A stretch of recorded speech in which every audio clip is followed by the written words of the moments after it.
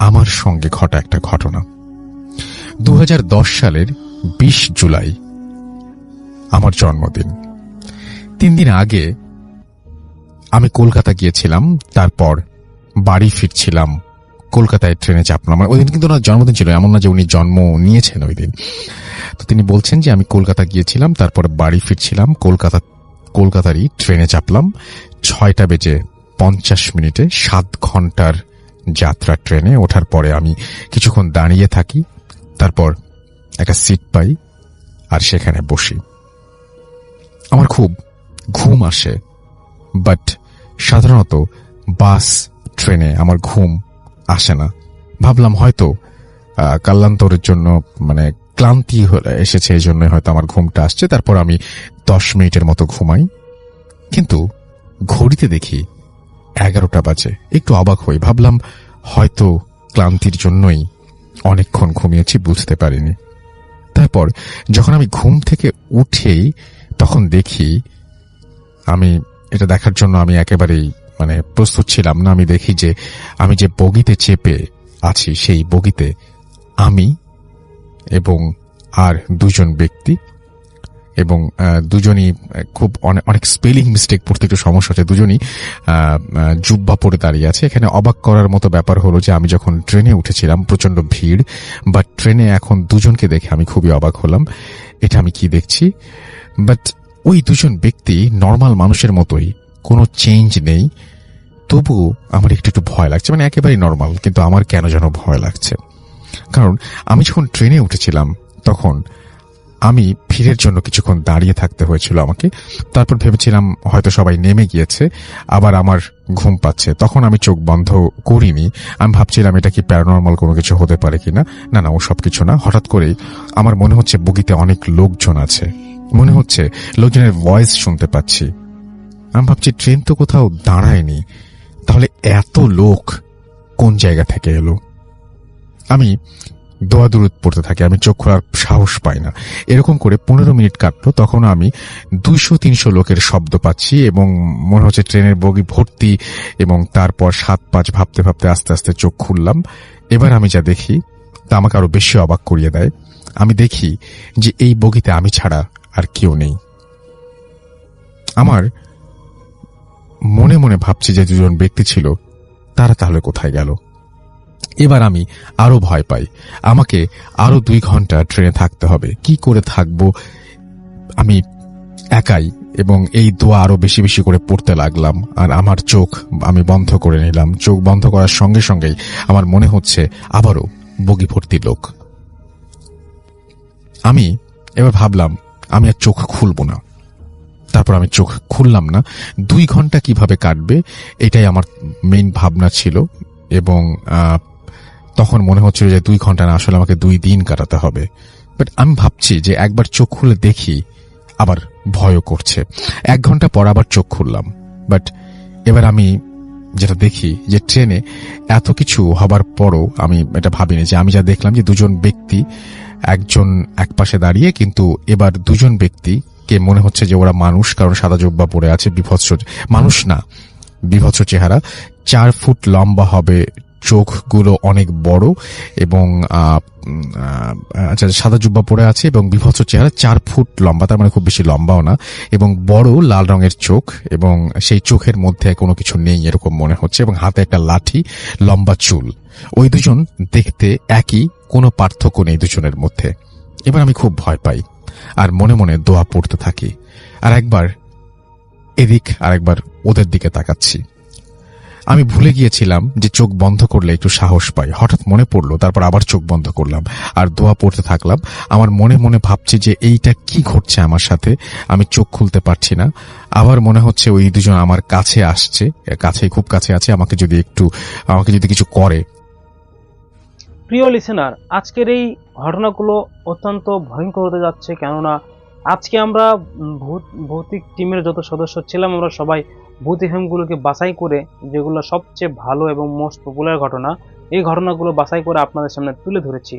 আপনারা ভূত এফএমকে অনেক ভালোবাসেন বিধায় আমাদের প্রতিদিন রাত 10টায় এই চ্যানেলটিতে আপনারা এসে ঘটনা শোনেন। চলুন আজকে পুরো ঘটনাটি শুনবেন এবং কয়েকটি ইমেল শুনবেন। আজকের ঘটনাগুলো বা ইমেলগুলো অনেক অনেক অনেক স্পেশাল হবে। ঘটনাগুলো শুনলেই বুঝতে পারবেন। চলুন আমরা সরাসরি ঘটনাতে যাই। চোখ খুললেই আবার সেই বিভৎস চেহারা। তারপর মনে হলো ট্রেনটি আস্তে আস্তে থামছে। আমি ভাবলাম যে কোন একটা স্টপেজ এসছে মনে হয়।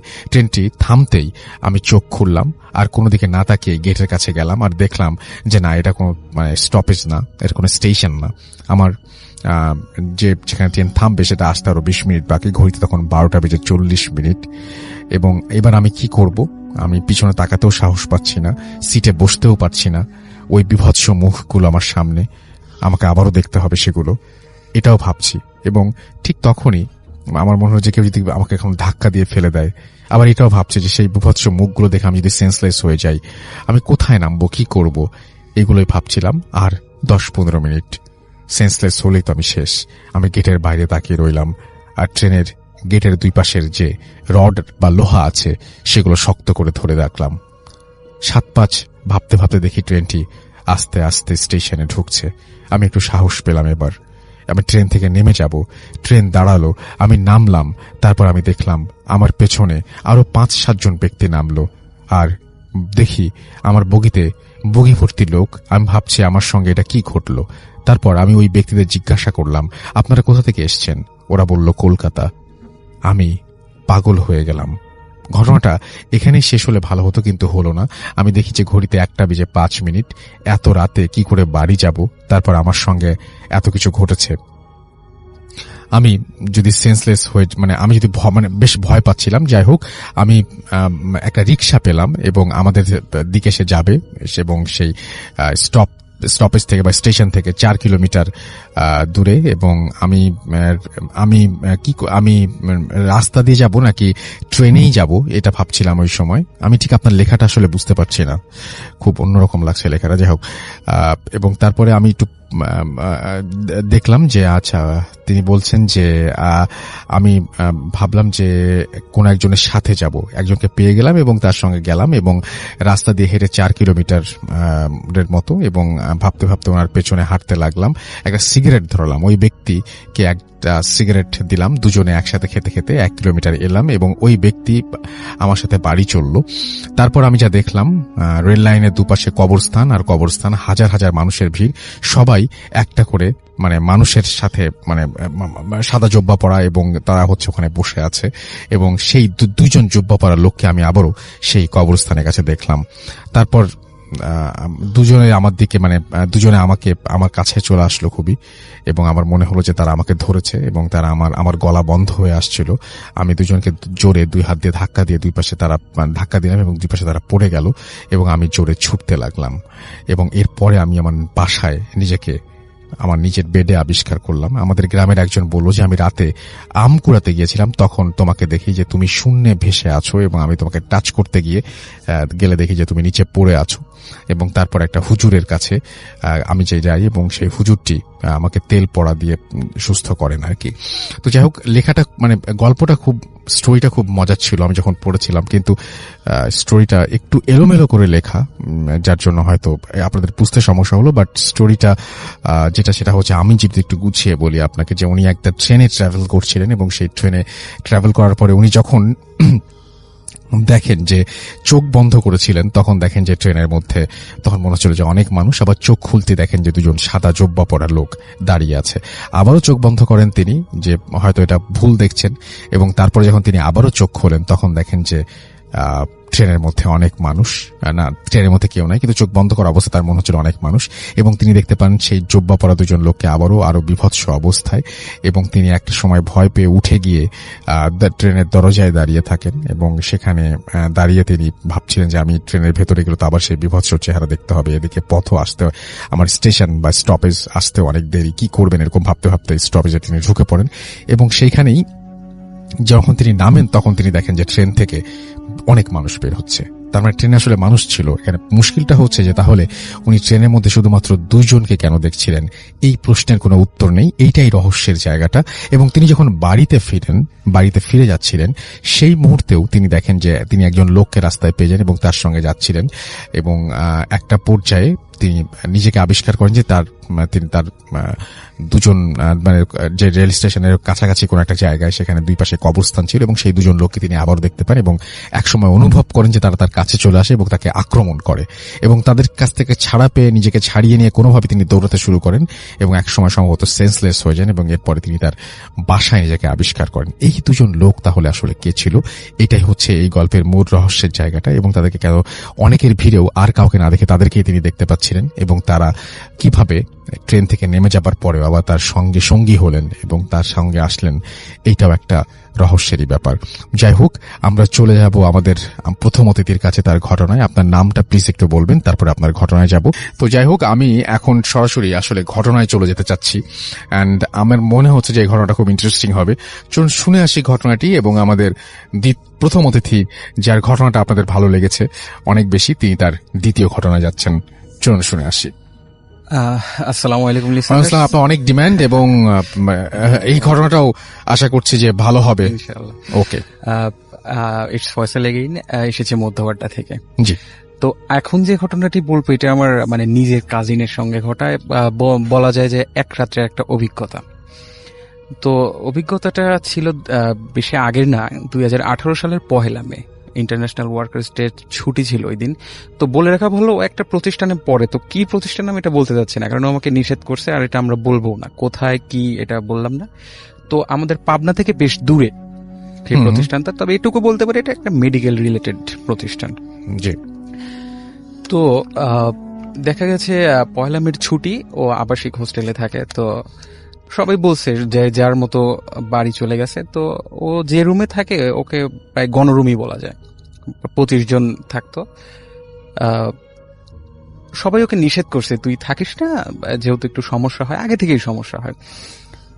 তো ও আর ওর এক মানে সিনিয়র বড় আপু রাত্রে থাকে। তো সবাই নিষেধ করে এবং ও জানে যে ওই বড় আপুর কিছু সমস্যা আছে। সমস্যা আছে বলতে দেখা যায় রাত্রে তার খিঁচুনি হচ্ছে বা মানে অ্যাবনর্মাল আচরণ করে, এরকম কিছু করে।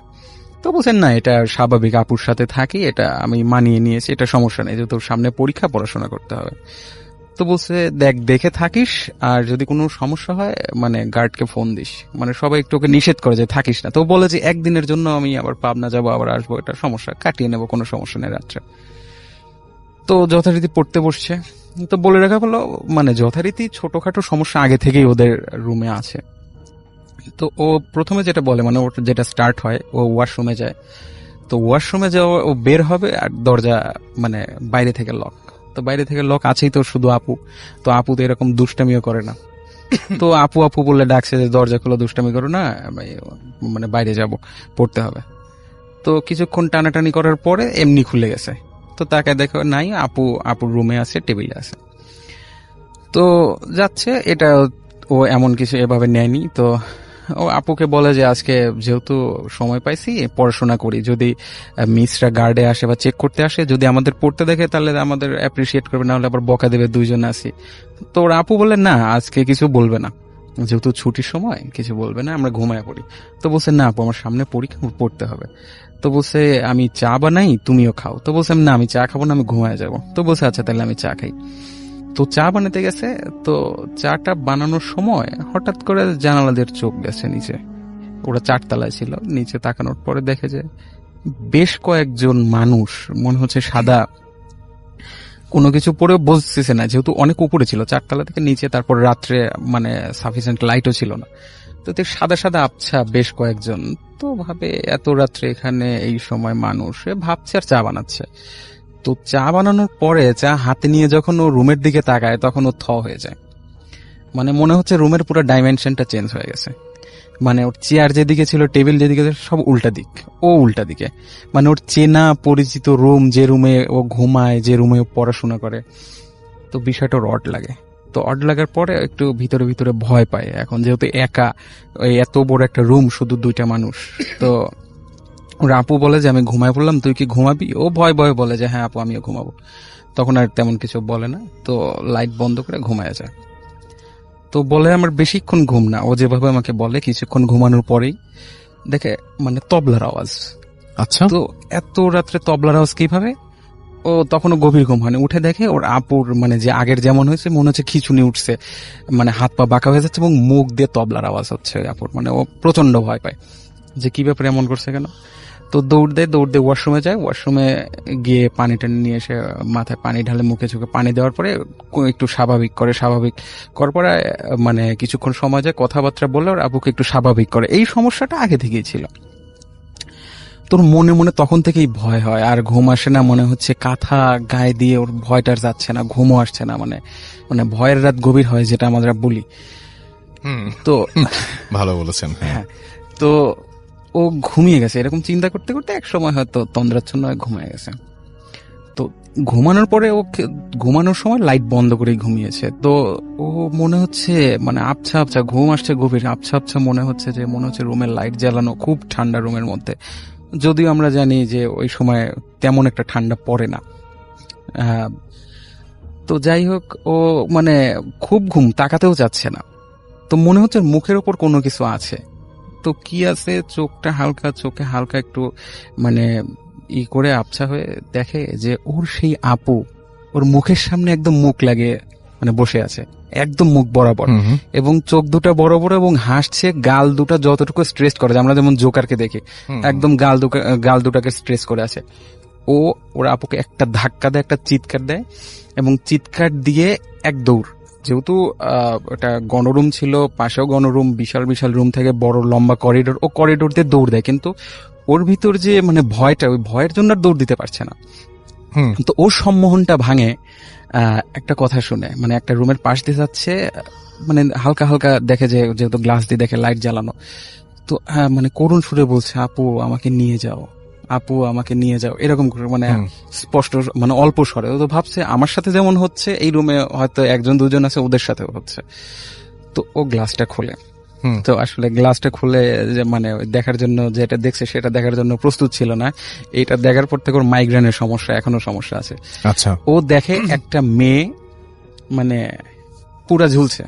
যেহেতু ওদের মানে মেয়েদের হোস্টেলে মানে সিলিং ফ্যান অ্যালাউড না, তারপরেও মনে হচ্ছে উপরে ঝুলছে, এবং ও জানে ওখানে সিলিং ফ্যান নাইও, এবং মনে হচ্ছে আমরা জানি যে ঝুলে থাকে একটা মানে মিনিমাম ডিস্টেন্স থাকে দড়ির, মনে হচ্ছে একদম দেয়ালের সাথে গলাটা আটকে আছে। তো ও এটা দেখে তাও বলে যে আমি যদি সেন্সলেস হই আমি বেঁচে যাই, মানে যে দৃশ্যগুলো দেখছি আমি দেখার জন্য প্রস্তুত না। তো হঠাৎ করে ও বলে যে আমার মানে ঠিক কোমর বরাবর একটা ধাক্কা আসে। তো কিসের ধাক্কা? ও দেখ একটা ট্রেসার, মানে লাশ যে ট্রেসারে নেয় সেই ট্রেসার, এবং অন্য কিছু না। ওর মানে মনে হচ্ছে ওর লাশটাই ও দেখছে ওর সামনে, একদম নিজের চোখের সামনে, এবং বলে যে সজোরে একটা ধাক্কা খাইছে কোমরে। ওটা দেখে আর ওর কোনো সেন্স নেই, মানে একদম সেন্সলেস। তার পরের দিনে ওর জ্ঞান ফেরে, এবং জ্ঞান ফেরার পরে তারপর থেকে ওর মাইগ্রেনের সমস্যা এবং প্রচুর সমস্যা, এবং আমার নিজের কাছে এবং নিজে এটা শেয়ার করেছি। ওকে, তো যাই হোক, এখন যেটা করব সেটা হচ্ছে যে আমরা আরেকটা ঘটনায় যাব, এবং এই ঘটনাটিও খুব অদ্ভুত। এবং এই ঘটনাটার আগে আমি একটু বলে নেই যে এই ঘটনাটি বেসিক্যালি একজন আমাদের স্টুডিওতে আসার কথা ছিল, এবং অনেকদিন ধরেই তিনি আসতে চাচ্ছেন কিন্তু কোনোভাবে সময় করতে পারছেন না। তো এই ঘটনাটা আমি সম্ভবত আগে পড়িনি, আজকে যেহেতু সময় আছে আজকে একটু পড়ে ফেলতে চাই, আর যদি পড়েও থাকি তাহলে দ্বিতীয়বার আবার পড়তে অসুবিধা নেই। যাই হোক, তবে আমার মনে হচ্ছে আমি পড়িনি, কারণ আসার কথা ছিল, অনেকদিন ধরে তার জন্য ওয়েট করছিলাম, পড়ে ফেলি। তো উনি লিখছেন যে, রাসেল ভাই নমস্কার, আমি নিপু আচার্য একটি বেসরকারি এনজিওতে ম্যানেজার হিসেবে কর্মরত আছি। আমি আমার ঘটনায় চলে যাচ্ছি। এই ঘটনাটি 2003 সনের ঘটনা, আমার এসএসসি পরীক্ষা ঠিক 1-1.5 মাস আগের ঘটনা। এই দুনিয়াতে লোকাচার, লৌকিকতা যেমন আছে তেমনি অলৌকিকতারও কমতি নেই। আমি মানুষ পড়ানোর সাথে জড়িত, এটা কোনো সাধারণ কাজ নয়। এই কাজ করতে গেলে বুকের পাটায় স্বাভাবিকের চাইতে অনেক বেশি সাহস থাকতে হয়। একবার যদি আপনারা চোখ বন্ধ করে ভাবেন যে একটি আস্ত মানুষকে পুড়িয়ে ভস্ম করে দেবার কথা, তবে নিশ্চিত আপনার শরীরের সমস্ত পশম দাঁড়িয়ে যাবে। আমাদের পাশের বাসায় সেই ছোটবেলা থেকে দেখে আসছি প্রিয়বালা, ডাকনাম ভক্ত বলে এক বৃদ্ধা মহিলা তিনি থাকতেন। বয়স আনুমানিক 80 বছরের মতো। ওনার স্বামী মারা গেছেন স্বাধীনতা যুদ্ধের কিছুদিন পরেই, তাই জন্ম থেকেই ওনাকে সাদা শাড়ি পরা এবং চুলে জাস্ট ছোট করে ছাট দেওয়া অবস্থাতে দেখে আসছি। এই জগতে ওনার এক মেয়ে ছাড়া আর কেউ ছিল না, যিনি থাকতেন ওনার বাড়ি থেকে অনেক দূরে। তাই উনি বড়শি দিয়ে পুকুরে ও খালে মাছ ধরতেন এবং ওই মাছ দিয়ে অধিকাংশ সময় খাওয়া দাওয়া করতেন। এ কারণে তাকে অনেকে মেছো পিশাচ বলেও ডাকত।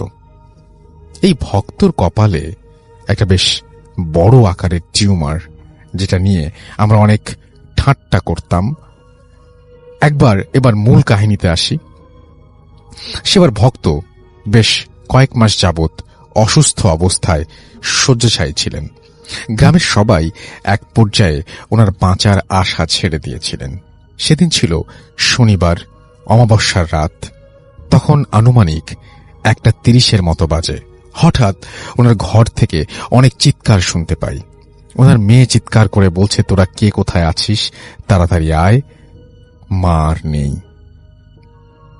ওই গাবগাছটার নিচে তোরা আগুন জ্বালা, আমার মায়ের হাতে আমার মাকে নিয়ে যা।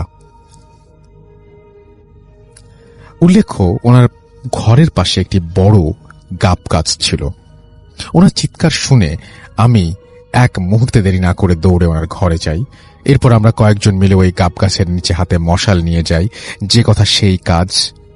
গাছের ওপরের দিকে তাকিয়ে আমরা অনেকে স্পষ্টত দেখি সাদা শাড়ি পরনে এক খুনখুরে বুড়ি গাছের ওপর থেকে লাফ দিয়ে পাশে থাকা একটা পুকুরের মধ্যে পড়ছে। এমনকি ওই পানির ছিটা আমাদের অনেকের গায়েই লেগেছিল। বুঝতে আর বাকি রইল না ব্যাপারটা কি ঘটছে। ঘরে ফিরে ওনার মেয়ের মুখে শুনলাম ওই বুড়ি নাকি ভক্তর পাশেই একটু দাঁড়িয়েছিল। উনি আরও বললেন উনি পাশের রুমে গিয়েছিলেন পানি আনতে। সেখানে বসেই শোনেন ভক্ত বলছে, না আমি যাব না, তুই যা, আমাকে তুই নিয়ে যেতে পারবি না। এরপরে বেশ কয়েকটা জোরে জোরে গোঙানির শব্দ করেছেন। তারপরেই আর কোনো আওয়াজ নেই। বোঝাতে পারবো না সেই রাতে লাশ নিয়ে কতটা ঝামেলায় পড়েছিলাম। লাশ পাহারা দিতে আমরা 5-6 জন ছিলাম। সারা রাত কুকুরগুলো প্রচন্ড ডাকাডাকি করছিল। রাতের শেষ ভাগে আমরা যখন আর সহ্য করতে পারছিলাম না, পরিস্থিতিটা ছিল এমন, এক ঝাঁক কাক টিনের চালের ওপর তাদের পায়ের নখ দিয়ে আঁচড় কাটছে। কুক পাখিটা দূরে ভয়ঙ্কর ভাবে গাছের ডালে কুক কুক শব্দ করছে। চারিদিকে গা ছমছমে পরিবেশ। যে স্থানে লাশ শোয়ানো ছিল সে স্থান বরাবর টিনের বেড়ার বাইরে দাঁড়িয়ে ওই বুড়ি করুণ সুরে কাঁদছে। কি যে বিভৎস সেই কান্নার সুর, কাউকে বোঝাতে পারবো না আমি। ওনার মেয়ের হঠাৎ চৌকাঠের ফাঁকায় দেখছেন জল করছে দুটি চোখ। এক দৃষ্টিতে বাইরে থেকে লাশের দিকে তাকিয়ে আছেন। চিৎকার করে উনি বেরিয়ে গেলেন ঘর থেকে। এক পর্যায়ে লাশ একা রেখে আমরাও বের হয়ে আসতে বাধ্য হয়েছিলাম সেই রাতে।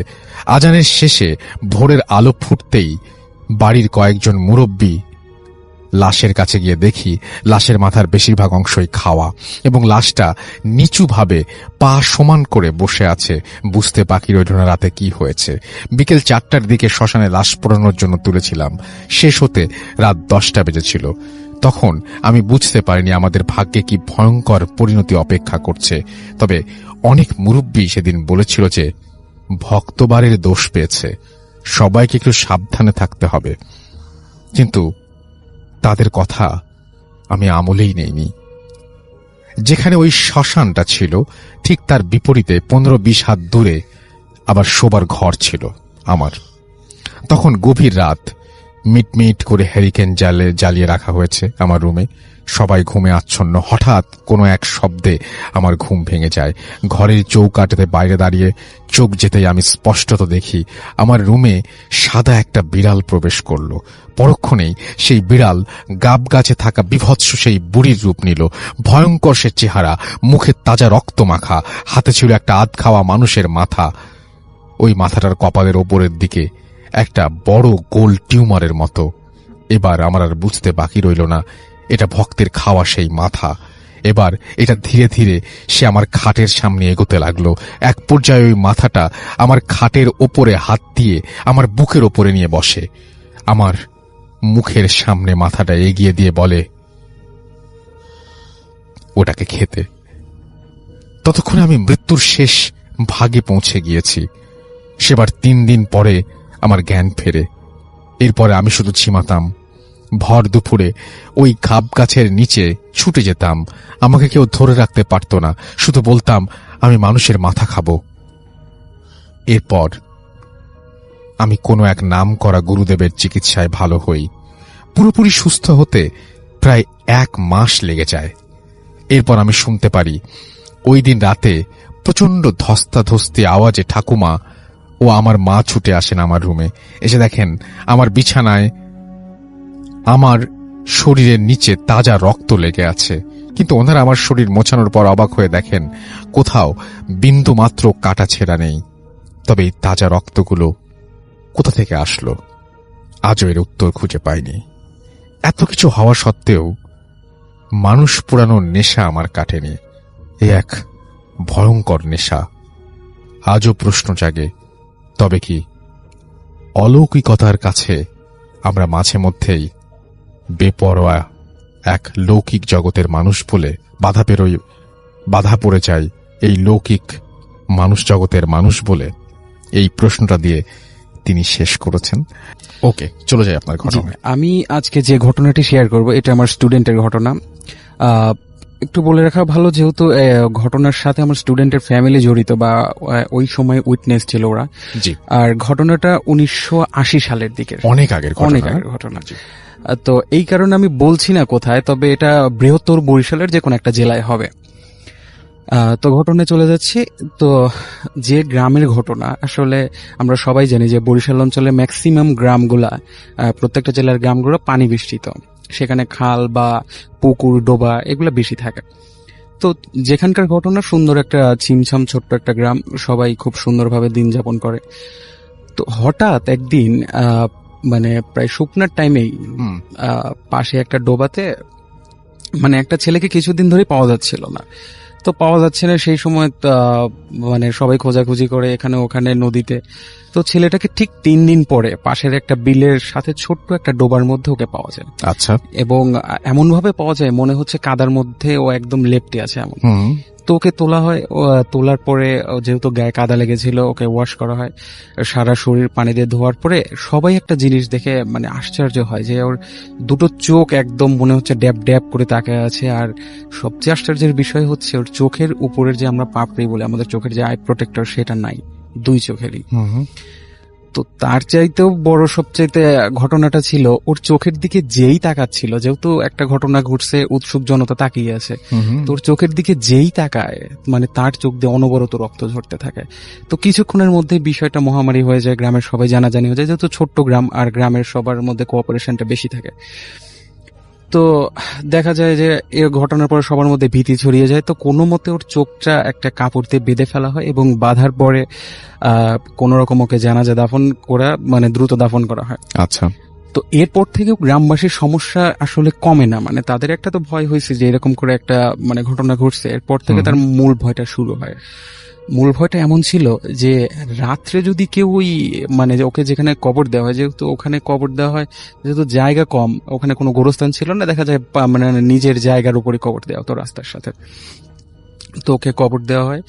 তো ওই কবরের সামনে অর্থাৎ ওই রাস্তার সামনে দিয়ে যদি কেউ যায়, দেখা যাচ্ছে মানে হাতে টর্চ আছে, দেখা যাচ্ছে সবসময় তো যাওয়ার সময় আমাদের চেনা রাস্তা, তাদের মানে ওই ধরনের তো কনসার্ন থাকে না। মানে আমরা অচেনা রাস্তায় যেভাবে হাঁটি, চেনা রাস্তায় স্বাভাবিকভাবে হাঁটি। তো স্বাভাবিকভাবে হাঁটতে হাঁটতে দেখা যায় কেউ একজন নদীর সামনে চলে আসছে, কেউ বা কোনো বাগানের মধ্যে ঢুকে গেছে, বা কেউ দেখা যাচ্ছে অনেক বাঁশ গাছের মধ্যে চলে গেছে। তো বিষয়টা সবার মধ্যেই মানে খুব ভীতির সৃষ্টি করে, কেন এমন হচ্ছে। এবং কেন এমন হচ্ছে সবার মধ্যে ওই চিন্তাই থাকে, যেহেতু ছেলেটার মৃত্যু স্বাভাবিক ছিল না। এরপরে আরো যে বিষয়টা হয় যে হঠাৎ করে একজন অসুস্থ হয়ে যাচ্ছে বা কারো কোনো গবাদি পশু হঠাৎ করে মারা যাচ্ছে কোনো কারণ ছাড়া, সবার মধ্যে একটা ভীতি সৃষ্টি হয়। তো গ্রামবাসীর মূল কনসার্নটা হয় একটা ঘটনার মাধ্যমে। ওই গ্রামে একজন লোক ছিলেন, দেখা যায় যে সেই সময়, এখনো গ্রামে 9টা 10টায় অনেক রাত, আর সেই সময় তো আরো অনেক ছিল। তো হবে 8টা, 8:30 বা 9টা এরকম একটা সময় এক লোক আসছেন, ওনার কাজকর্ম সেরে জ্যোৎস্না রাত, পথ দিয়ে আসছেন, হাতে লাইট আছে কিন্তু লাইট জ্বালাননি। তো হঠাৎ উনি শোনেন মানে এমন ভাবে বলছে যে আব্বা আসছো। উনি মানে হকচকিয়ে যায় যে কি ব্যাপার, কে? তখন বলে আব্বা আমি। মানে ওনার নিজের ছেলের গলা উনি শুনতে পারেন। বলে তুমি এত রাতে এখানে? বলে তোমার জন্য দাঁড়ায় আছি। তো ওনার কাছে একটু অড লাগে যে গ্রামে আমার ছেলের স্বাভাবিকভাবে যাকে দেখি 7টা 7:30 খেয়ে দিয়ে ঘুমিয়ে যায়, তো আমার ছেলে এখানে। তো উনি ভাবে যে ছেলেকে হয়তো শাসন করবো, বাড়ি যাই যেহেতু রাস্তায় আছি।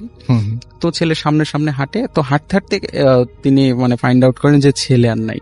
তো উনি ভাবে যে হয়তো আমার সাথে কোনো দুষ্টামি করছে, এইভাবে উনি খুঁজতে থাকে। তো খুঁজতে খুঁজতে মানে একটু সামনে যায়, সামনে বেশ কয়েকটা বাঁশ গাছ ছিল একদম ঘেরা।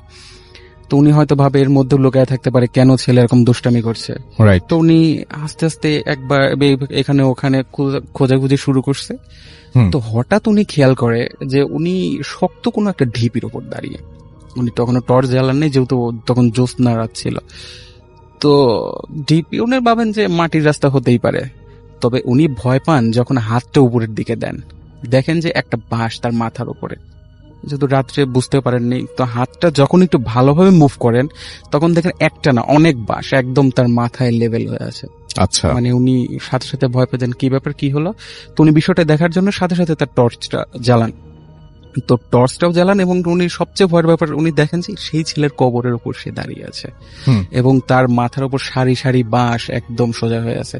তো উনি ভয় পান এবং ভয় পেয়ে দ্রুত ওখান থেকে মুভ করতে যাওয়ার জন্য টর্চটা জ্বালান, এবং টর্চটা জ্বালানোর পরেই দেখেন সেই ছেলেটা যাকে কয়েক মাস আগে কবর দেওয়া বা দাফন করার সময় উনিও ছিলেন, ঘটনাটা উনিও জানেন, সেই ছেলেটা ওনার সামনে দাঁড়িয়ে।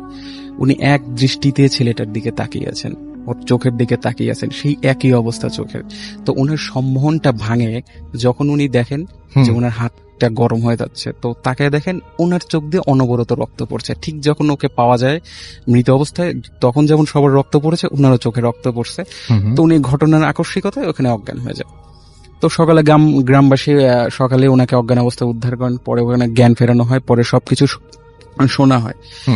তো গ্রামবাসী একটা জিনিস দেখেন, এই ঘটনার সত্যতা দেখেন যে কাঁচা যে বাঁশগুলো আছে ওগুলা ঠিক সোজা হয়ে দাঁড়িয়ে আছে, কিন্তু যেগুলো একটু পাকা বাঁশ ছিল সেগুলো ভেঙে গেছে।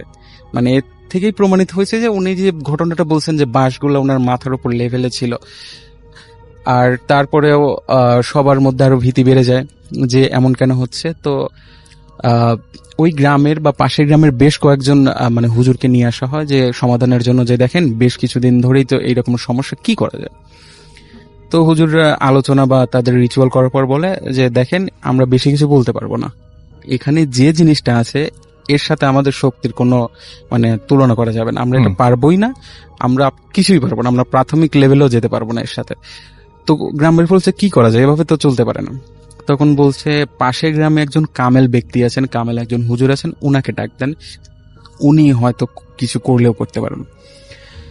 তো গ্রামবাসী দ্রুত তাকে ডাকা হয়। তো উনি বিষয়টা সবকিছু শোনেন এবং শোনার পরে বলেন যে আসলে এখানে যে জিনিসটা আসলে মানে যে আমরা স্পিরিট বলি বা এভিল বলি, তো খুব শক্তিশালী। মানে আমরা স্বাভাবিকভাবে যে জিনের কথা বলি তার চেয়েও শক্তিশালী জিন, যেমন আমরা ইফরিত বা জুয়ান্নার কথা জানি, মানে এটা আমার ব্যক্তিগত ওপিনিয়ন। জি জি। তো বলেন যে এটা সমাধান করা যাবে, তবে গ্রামবাসীর উপর দিয়ে একটা ঝড় বয়ে যাবে, সবাইকে শক্ত হতে হবে। তো বলছে কি করতে হবে, তো বলছে গ্রামবাসীর মধ্যে 2 জন শক্তিশালী যুবককে দিতে হবে, এবং এই 2 যুবককে নিয়ে আমি ওই কবরটা আবার খুঁড়ব, এবং এই কবর খোঁড়ার সময় এবং এই লাশটা দেখার পরে লাশের কি চেহারা, লাশের কি হয়েছে, এই 2 ব্যক্তি মৃত্যুর আগেও বলতে পারবে না, কাউকে বলতে পারবে না। অন্য যা কিছু বলতে পারবে, কিন্তু এই ওর লাশের যে কি অবস্থা এটা বলতে পারবে না, এবং গ্রামবাসী কেউ এই সময় আসতে পারবে না, সবাই যার যার ঘরে থাকবে, নিরাপদে থাকবে। তো বলছে আচ্ছা তাই হবে। তো একদিন দিন ঠিক করা হয় শুক্রবারে, এমনি মানে সকাল, মানে সেদিন সকালে ছিল বৃষ্টি বৃষ্টি মেঘলা মেঘলা একটা ভয়ার্ত পরিবেশ। তো সকালেই ফজরের নামাজের পরেই মানে আলো ফুটছে, এই অবস্থায় লাশটাকে আবার খোঁড়া হয় এবং মানে ওই লাশটা তোলা হয়। তো লাশটা তুলে গ্রামবাসী সবাই যার যার মতো যার ঘরে চলে গেছে। মানে হয়তো কিছু মানুষ উৎসুক, হয়তো লুকিয়ে ছাপিয়ে দেখছে কি হচ্ছে। তো লাশটাকে নিয়ে ওই যেখানে ওকে পাওয়া যায়, অর্থাৎ যে বিলের পাশে যে ডোবার মধ্যে পাওয়া যায় সেই ডোবার পাশে যাওয়া হয়। তো তো ওই ডোবার পাশে একটা নারকেল গাছ ছিল, তো আচ্ছা। আগে থেকে নারকেল গাছটা কাটা হয় এবং ওকে 2 টুকরা করা হয় হুম হুম। এবং ওই 2 টুকরার মাঝে লাশটাকে রাখা হয়। রাখার পরে হুজুর তার নিজের মতো রিচুয়াল শুরু করেন এবং ওই 2 ব্যক্তিও পাশে থাকেন। তো রিচুয়াল করার এক মুহূর্তে সেই মানে স্পিরিটটা চলে আসে। তো চলে আসার পরে তখন মানে যারা দেখছে, যারা উইটনেস, মানে আমার স্টুডেন্টের নানি বা ওর আত্মীয় স্বজন অনেকেই দেখছে, তারা বলছে যে অনেকটা ছায়ার মতো, এমনিতে মেঘলা মানে ক্লিয়ার না। হুম হুম। তো হুজুর ওকে প্রশ্ন করে, ঘটনাটা মানে আমি এখন যেটা বলছি সেটা এই বর্ণনাটা ওই 2 ব্যক্তি দেয় পরে, কারণ এটা পারমিটেড ছিল তাদের। শুধু পারমিটেড ছিল না যে চোখ দুটো বা তার লাশের কি বর্ণনা এটা বলা, মানে তার পারমিটেড ছিল না, অন্য সবকিছু পারমিটেড ছিল। তো হুজুরকে উনি মানে হুজুর বলেন যে তুই কে? তো ও কোনো কথা বলে না। তো বলে, দেখ তুই মানে এরকম সমস্যা করিস না গ্রামবাসীর সাথে, তুই বল তুই কি চাস সেটা শুনতে হবে, আর তোর কি সমস্যা সেটা বল, তুই কি চাস? তো বলে, আমি ওই ছেলের চোখ দুটো চাই। তো বলে, চোখ দুটো চাস মানে? এটা খুব একটা অদ্ভুত জায়গা, হ্যাঁ। কিন্তু যে চোখ দুটো চেয়েছে। তোকে বলছে ও মারা গেছে, ওর চোখের এই ব্যাপারটা, ওর চোখ যে দেখে সেই মানে তার চোখ দিয়ে রক্ত পড়ে, নিশ্চয়ই এখানে তোর কোনো কারসাজি আছে। বলছে, হ্যাঁ আমি ওর চোখ দুটো নিতে চেয়েছিলাম, কিন্তু আমি যে কোনো ভাবে পারিনি, কিন্তু এখন আমার চোখ দুটো চাই। তখন বলছে, না এটা সম্ভব না, তোকে শুধু ট্র্যাপে ফালানোর জন্য বা তোকে আনার জন্য শুধু ওকে কবর থেকে তোলা হয়েছে, এটাই তো অন্যায়, কিন্তু তুই এই কাজটা করতে পারিস না। তো তুই কি হলে যাবি? বলছে, আমি যাবো না। তুই কি চাস? আমি চোখ দুটাই চাই। তো এরকম অনেকক্ষণ নাকি হুজুরের সাথে বাকবিতনটা ওর কথা। তো এক পর্যায়ে হুজুর মানে আরো রিচুয়াল করে তার নিজের মধ্যে কোন স্পিরিট হাজির করেন হুম। এবং ওকে মানে লাশটাকে যে 2 টুকরা মানে নারকেল গাছের 2 টুকরার মধ্যে রাখা হয়েছিল, উপরের টুকরা হুজুর ধরে ওর দিকে ছুঁড়ে মারেন এবং তখন ওর একটু ভয় হয়, মানে হুজুর নিজের একটু শক্তি ওকে দেখান। তো উনি বলেন যে, দেখ তুই আসছিস, তোকে আমি নিয়ে আসছি, কিন্তু এখন তুই কখনোই যেতে পারবি না, এবং তুই যত কিছুই করিস আমি তোকে যেতে দেব না এবং তোর একটা বিহিত করব, তুই বলকে। তখনও একটু নরম হয়, স্পিরিটটা নরম হয় এবং বলে যে, আমি পাশের কোন একটা দেশের, আমি দেশটার নাম আমাকে কেউ বলে না, আমি বলতে পারলাম না যে কোন দেশ, তবে বাইরের কোন একটা দেশের বলে, হুম। যে একজন মানে ব্যক্তি যে ব্ল্যাক ম্যাজিক করতো, তো ওই জিনটাকে দিয়ে ব্ল্যাক ম্যাজিক করাতো এবং এই ব্ল্যাক ম্যাজিকের ইফেক্ট, তার একটা জাদুর ইফেক্ট একটা এই জিনের ওপর পড়ে এবং যার ফলে ওর একটা চোখের সমস্যা হয় এবং এই প্রতিশোধ ও নেয় ওখান থেকে ছুটে, যে আমি যাকে দেখবো প্রথমেই তার চোখ দুটে নেব। ওর একটা এরকম জিদ থাকে। হুম হুম। তো বলে, আচ্ছা সবই ঠিক আছে, তুই কাজটা ঠিক করিসনি আসলে, মানে এটা ঠিক হয়নি, তো তুই কি হলে যাবি? বলছে, আমি চোখ দুটা হলেই যাব। বলছেন, না এটা সম্ভব না, এটা কোনোভাবেই সম্ভব না, চোখ দুটা তুই নিতে পারবি না। তো বলছে, তুই কি চাস? তো অনেকক্ষণ এরকম বাক বিতনটার পরে বলছে যে, আমি 2টো গরু অথবা মহিষের চোখ চাই। বলছে, না সেটাও সম্ভব না, তুই যদি জ্যান্ত মহিষ চাস বা জ্যান্ত গরু চাস সেটা দিতে পারবো, শুধু চোখ দেয়া যাবে না, এটা অমানবিক কাজ করা যাবে না। তো বলছে, আচ্ছা আমি সেটাতেই রাজি। তো এরকম তার সাথে কোঅপারেশন করার পরে আবার মানে লাশটাকে মানে দাফন করা হয় এবং গ্রামবাসী প্রায় 7 দিনের মধ্যেই টাকা জোগাড় করে, মানে আমি যেটা শুনেছি, তবে এখানে যে ঘটনাটা বলবো, মহিষ 2টো জোগাড় করা হয়, 2টো মহিষ জোগাড় করে এবং এটার উইটনেস আমার স্টুডেন্টের নানি নিজে একদম নিজের চোখে একদম দেখেছেন নিজের উনি। চোখে দেখা। গ্রামবাসী তো দেখে যে মানে মহিষ 2টা নিয়ে মানে সকালে নামাজের পরে শুধু মানে পানিতে, নদীতে হোক বা এখানে আমি ক্লিয়ার না, নদীতেই রাখছে হয়তো, শুধু মানে মহিষটাকে রাখছে, একটা মানে স্বাভাবিক একটা ঢেউ এসে সাথে সাথে মহিষটা ভ্যানিশ। এখন মহিষ সাঁতারও জানে, যেটা আমরা জানি স্বাভাবিকভাবেই, কিন্তু মানে ওনার নানি যেটা আমাকে বলছে যে শুধু মানে মহিষটা পানিতে দেয়া বাকি, হারায় যাওয়া বাকি নেই। তো এরপর থেকে মোটামুটি সেই গ্রামে আর কখনো সমস্যা হয়নি এখন পর্যন্ত, যেটা আমি শুনেছি। এটাই ছিল আমার ঘটনা। প্রথমে আপনাকে অনেক থ্যাঙ্কস, অনেক দূর থেকে এসেছেন কষ্ট করে আমাদের সাথে যোগ দিয়ে আপনার ঘটনা শোনানোর জন্য। Thank you very much. আজকে আমি যে ঘটনাটা বলবো সেটা আমার নিজের সাথে ঘটে যাওয়া। যে দিনটা ছিল আসলে শুক্রবার, প্রতিদিনকের মতো আমি সকাল বেলা ঘুম থেকে উঠে দোকানে চলে যাইতাম আর আসতাম হয়তো দুপুরবেলা, এসে খাওয়া দাওয়া করে আবার ঘুমাই পড়তাম। তো শুক্রবার সকালবেলা আমি যখন সকালে ঘুম থেকে উঠে দোকানে যাই, তো দেখি 11টার দিকে দেখি দোকানে অনেক লোক আসছে, হয়তো তারা গাড়ি করে আসছিল। তো যাই হোক, তাদের আমি চা দিলাম, বিস্কুট দিলাম, তারা খেয়ে আমাদের বাড়িতে চলে গেল। তখনও জানতাম না আসলে লোকগুলো কারা। পরে আমার বাড়ি থেকে ফোন আসলো যে তুই বাড়ি চলে আয়, তোর আজকে দেখতে আসছে। তো যাই হোক, মেয়ে আগে আমার আব্বু দেখছিল, দেখার পরে তার পছন্দ হয়েছিল, কিন্তু আমি এই ঘটনাটা শিওর জানতাম না। তো আমি দোকান বন্ধ করে বাড়ি চলে গেলাম।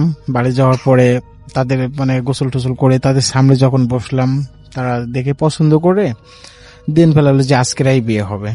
এমন পর্যায়ে বিয়ের দিন মানে ওই দিনকেই বিয়ে ছিল। তো যাই হোক, গায়ে হলুদ দিল সন্ধ্যার দিকে গায়ে হলুদ দেওয়ার পরে সবাই আসতে আসতে অনেক লেট হয়ে গেল। তো যাই হোক, বাড়ির বাসা থেকে 11টার দিকে আমরা বের হলাম বিয়ের জন্য। তো বিয়ের জন্য 11টার দিকে, রাত 11টা? হ্যাঁ, রাত 11টার দিকে বাসা থেকে বের হয়েছি বিয়ের জন্য। তো ওখানে যাইয়ে পৌঁছাইতে আমাদের 12:30 বেজেই গেছে। তো যাই হোক, আমার সাথে আমার 2টা দুলাভাই ছিল, আরো অনেক আত্মীয় স্বজন ছিল। তো আমার বড় দুলাভাই বলতেছে কি, তুই কি মেয়ে দেখছিস? আমি বললাম যে না, আমি মেয়ে তো দেখি নাই। তো দুলাভাই আমার বললো চল মেয়ে দেখে আসি গে। তো এক পর্যায়ে ওখান থেকে উঠে আমরা যাই মেয়ে দেখতে গেলাম। তো মেয়ে দেখতে যাই অবাক হয়ে গেলাম যে আসলে এটা কি পছন্দ করছে আমার আব্বু, বা এসে আত্মীয় স্বজন এসে কি দেখে গেছে। তো যাই হোক, মেয়ে তো একটু পছন্দ হয়নি। তো ওই সময় আমি আমার দুলাভাইরে বললাম, দুলাভাই আমি এই বিয়ে করব না, আমি বাড়ি চলে যাব।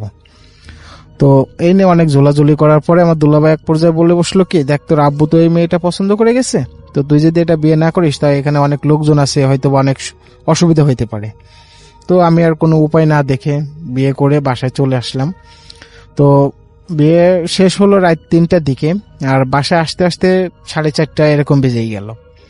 তো 4:30টার সময় যখন আমি গাড়ি থেকে নামলাম, গাড়ি থেকে নেবে আমি বাসায় আসলাম, প্যান্টটা খুললাম, পাঞ্জাবিটা খোলার পরে লুঙ্গি পরে আমি রীতিমতো দোকানে চলে গেলাম, যে বাড়িতে ভালো লাগতেছে না, এই অনেক কিছু ভেবে বাড়ি থেকে আমি দোকানে চলে গেলাম।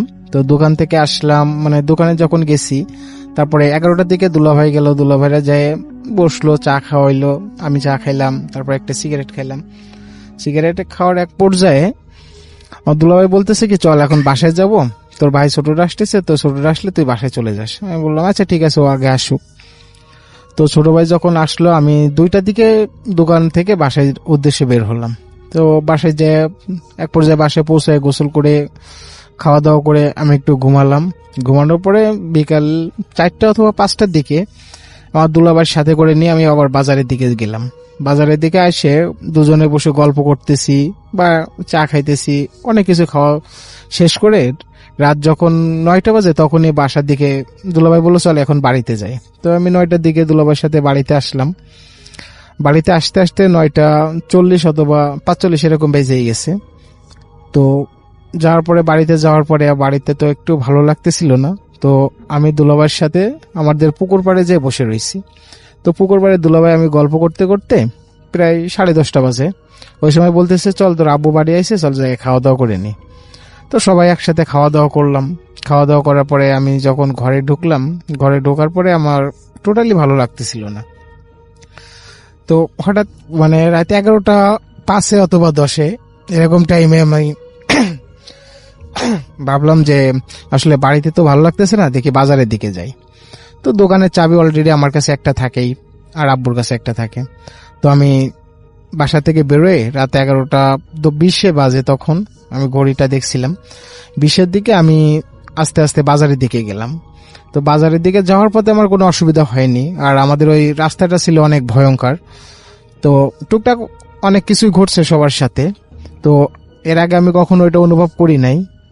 তো যাওয়ার সময় কোনো অসুবিধা হয় নাই। তো রাত আমি টিভি যাই, দোকান শাটারটা খুলে টিভি দেখতে দেখতে এক পর্যায়ে রাত 2টা বেজে গেছে।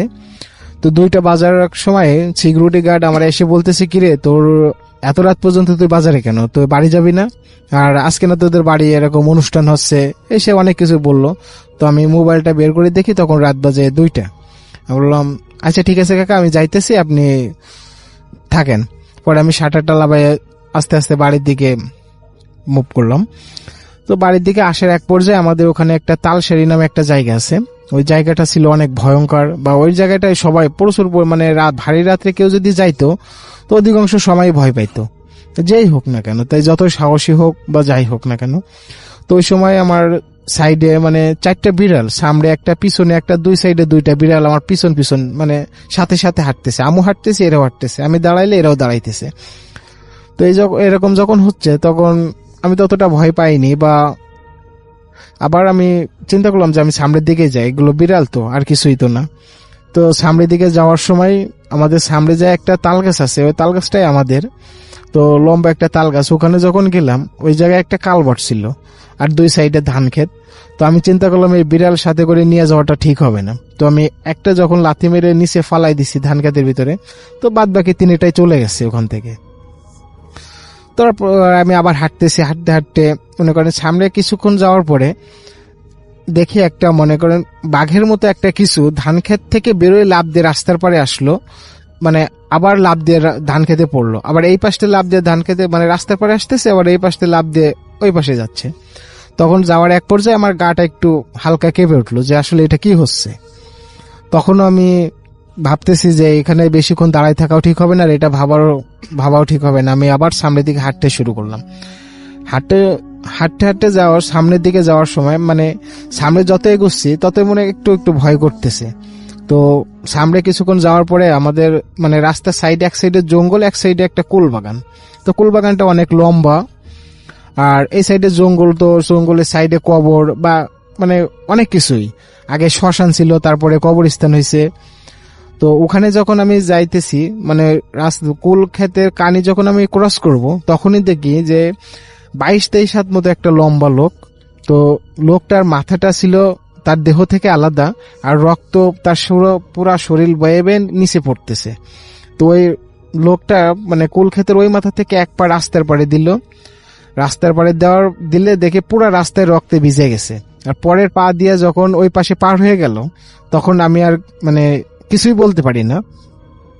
কিছু না বলতে পারার কারণে যে রাত যখন 4:30 বাজে মানে ফজরে আজান দেওয়ার কিছুক্ষণ আগে আমার আব্বু আমারে ফোন দিছে যে তুই কই, মানে যখন আমার ঘরে দেখে নাই বা এসে অনেক মানে ফোন দেওয়ার পরে আমি আব্বুর সাথে একটু মিথ্যা কথা বললাম যে আমি আসলে টয়লেটে আইছি। এই বললে আমি ওই সময় আমি যখন বুঝতে পারলাম যে আমি এখনো পর্যন্ত এখানে দাঁড়িয়ে রয়েছি, তো যাই হোক তাড়াতাড়ি আমি বাড়িতে চলে গেলাম। বাড়িতে যাওয়ার পরে আমি কাউকে কিছু বললাম না, ওই অবস্থায় ঘুমাই পড়লাম। ঘুমাই পড়ার পরে সকাল যখন 11টা বাজে তখন আমি ঘুম থেকে উঠলাম। ঘুম থেকে ওঠার পরে গোসল করে খাইতে যাব, তখনই মানে আমার পুরো শরীর তো প্রচুর পরিমাণ ব্যথা, আমি হাঁটতে পারতেছি না, এরকম একটা অবস্থা। তো আমি আর না খাইতে যাই, আমি আমার দাদার কাছে গেলাম, দাদার কাছে যাই একটু ঝাড়ফুঁক করে আসলাম। আসার পরে দেখি ব্যথাটা হালকা একটু কমছে। তো এইভাবে আমি আর ওই দিনকে দোকানে গেলাম না, বা সারাদিন বাড়িতেই ছিলাম। তারপরে সন্ধ্যার সময় যখন আমি সন্ধ্যার পরে মাগরিবের আজানের কিছুক্ষণ পরে আমি টয়লেটে যাওয়ার জন্য বের হলাম।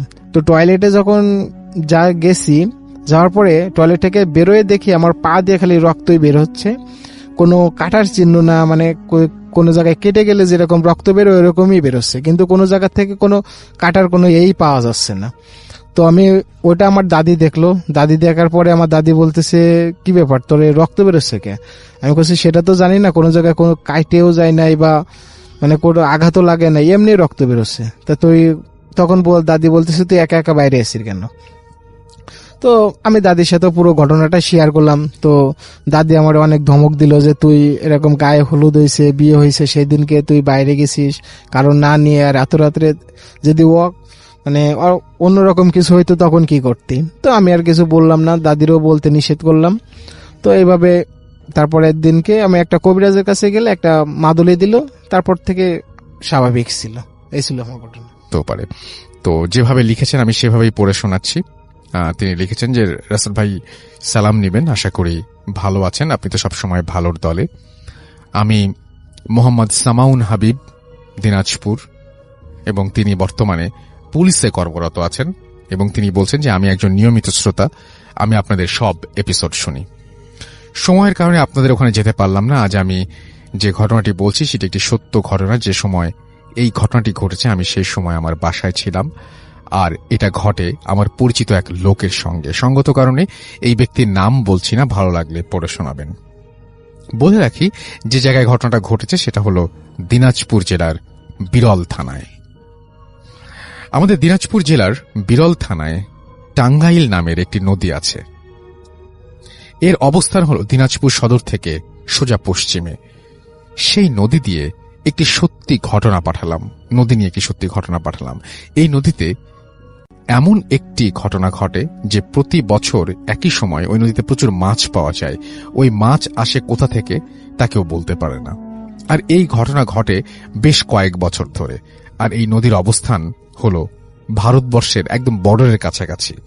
আবার সেই নদীতে আগে কোনো সেতু ছিল না, নতুন সেতু তৈরি করা হলো এবং ওই এলাকার জমি সেচ দেওয়ার জন্য হতো সেই পানি দিয়ে। আর তাই ওই সেতুর সাথেই একটা গেট লাগানো হলো এবং জমি সেচ কাজের জন্য সেই স্লুইস গেটের পানি ব্যবহার করা হতো। এবার ঘটনায় যাই, যেই সময়ে নদীতে মাছ পাওয়া যায় সেই সময় অনেক লোকজন সেই নদীতে মাছ ধরতে যায়, আবার কেউ দেখতে যায়, আবার কেউ মাছ কিনতেও যায়। যার সঙ্গে ঘটনা ঘটে সে গিয়েছিল সেখানে মাছ ধরতে। সে তার জাল দিয়ে অনেক মাছ ধরে। সে সেখানে মাছ ধরতে যায় সকালবেলা, আর তার মাছ ধরতে ধরতে দুপুর হয়ে যায়। আর যার সাথে ঘটনা ঘটে সে মোটামুটি ভালো মাছ ধরতে পারে। তো দুপুর 2টার দিকে তার মাছ ধরার জালটা অন্য আরেকজনের জালের সঙ্গে প্যাঁচ খায়। সে সেই জালের প্যাঁচটা খোলার জন্য পানির মধ্যে ডুব দেয়। সে তো পানির মধ্যে কিছুটা সমস্যা অনুভব করে এবং অনেকক্ষণ পানিতে আছে, তাই মনে হয় খারাপ লাগছে। সেজন্য সে যেটা করে সেটা হচ্ছে জাল দুটোর প্যাচ খুলতে ছিল, সে কোনো কারণ ছাড়াই সেই দুটো জালের সঙ্গে নিজে নিজেই কেমনভাবে যেন জড়িয়ে পড়ে। সে অনেক চেষ্টা করেও সেখান থেকে বেরিয়ে আসতে পারছিল না। তো এই সময় সে অনুভব করে যে জালের পানির নিচ থেকেই তাকে কে যেন পা ধরে টানছে। সে অনেক চেষ্টা করছে পানির উপরে উঠে আসার জন্য, কিন্তু পারছে না। পানির ওপরে, পানির নিচে আবছা আলোতে সে দেখতে পায় যে ছোট একটা বাচ্চার মতো কিছু একটা তার পা ধরে টানছে এবং জালের সঙ্গে তাকে পেঁচিয়ে ফেলছে। আরও অবাক করা বিষয় হলো তার শরীরে কোনো শক্তি সে পাচ্ছিল না। তো অনেক কষ্টে পানির ওপরে উঠে সে চেঁচিয়ে বলে, আমাকে বাঁচাও। এবং বলতে বলতে পানির নিচে গিয়ে দেখে সবাই, পানির নিচে যেতে দেখে যে সবাই মনে করে যে তার সমস্যা হয়েছে। আর সঙ্গে সঙ্গে তার সঙ্গে যারা ছিল তাদেরকেও সে চেঁচিয়ে বলছিল যে আমাকে জাল পেঁচিয়ে নিচ্ছে। তাই তারা কোনো কথা না ভেবে সঙ্গে সঙ্গে পানিতে লাফিয়ে পড়ে এবং তার কাছে যায়। তারা 4-5 জন তাকে পানির ওপরে নিয়ে আসার চেষ্টা করে, কিন্তু পারে না। কেউ যেন তাকে পা ধরে নিচের দিকে টানতে থাকে এবং আরো কিছু লোক পানিতে নামতে বলে এবং সে একটা কাঁটার মতো কিছু একটা নিয়ে আসতে বলে। তাদের কেউ একজন, তাদের কাছে চাকু ছিল এবং তারা জাল কেটে তাকে পানির ওপরে নিয়ে আসে। তারা যখন জাল কাটছিল তখন তারা 3টি জাল দেখতে পায়। তাকে জাল থেকে বের করার অবস্থা, মানে বের করতে করতে অবস্থা অনেক খারাপ হয়ে যায়। এবং একটা জিনিস সেটা হলো যে পানির ওপরে ওঠানোর পরে তার মধ্যে আঙুলের ছাপ পাওয়া যায়, তার মানে পায়ের মধ্যে আঙুলের ছাপ পাওয়া যায়, মানে কেউ যে পা ধরে টানছিল সেটা বোঝা যায়। তার কিছু সময় পর তার অবস্থা একটু ভালো হয়। সে নিজে নিজে বলে, যেই সময় 2টি জালের প্যাচটা খুলছিল হঠাৎ করে অন্য কোথা থেকে আরেকটি জাল এসে তাকে পেঁচিয়ে ধরে এবং সে বলছিল যে মনে হচ্ছিল তার আজকেই শেষ দিন। তার চোখের সামনে সে মৃত্যুকে দেখতে পাচ্ছিল। তারপর তাকে হাসপাতালে নিয়ে যাওয়া হয়। সেখানকার লোকজন তাকে বলে যে এই ব্রিজটা তৈরি করার সময় এখানে কিছু লোক মারাও গিয়েছে। তারা নাকি অনেক লোক এই ধরনের সমস্যায় তারপর থেকে পড়ে এবং এই ছিল ঘটনা। ভালো লাগলে পড়ে শোনাবেন।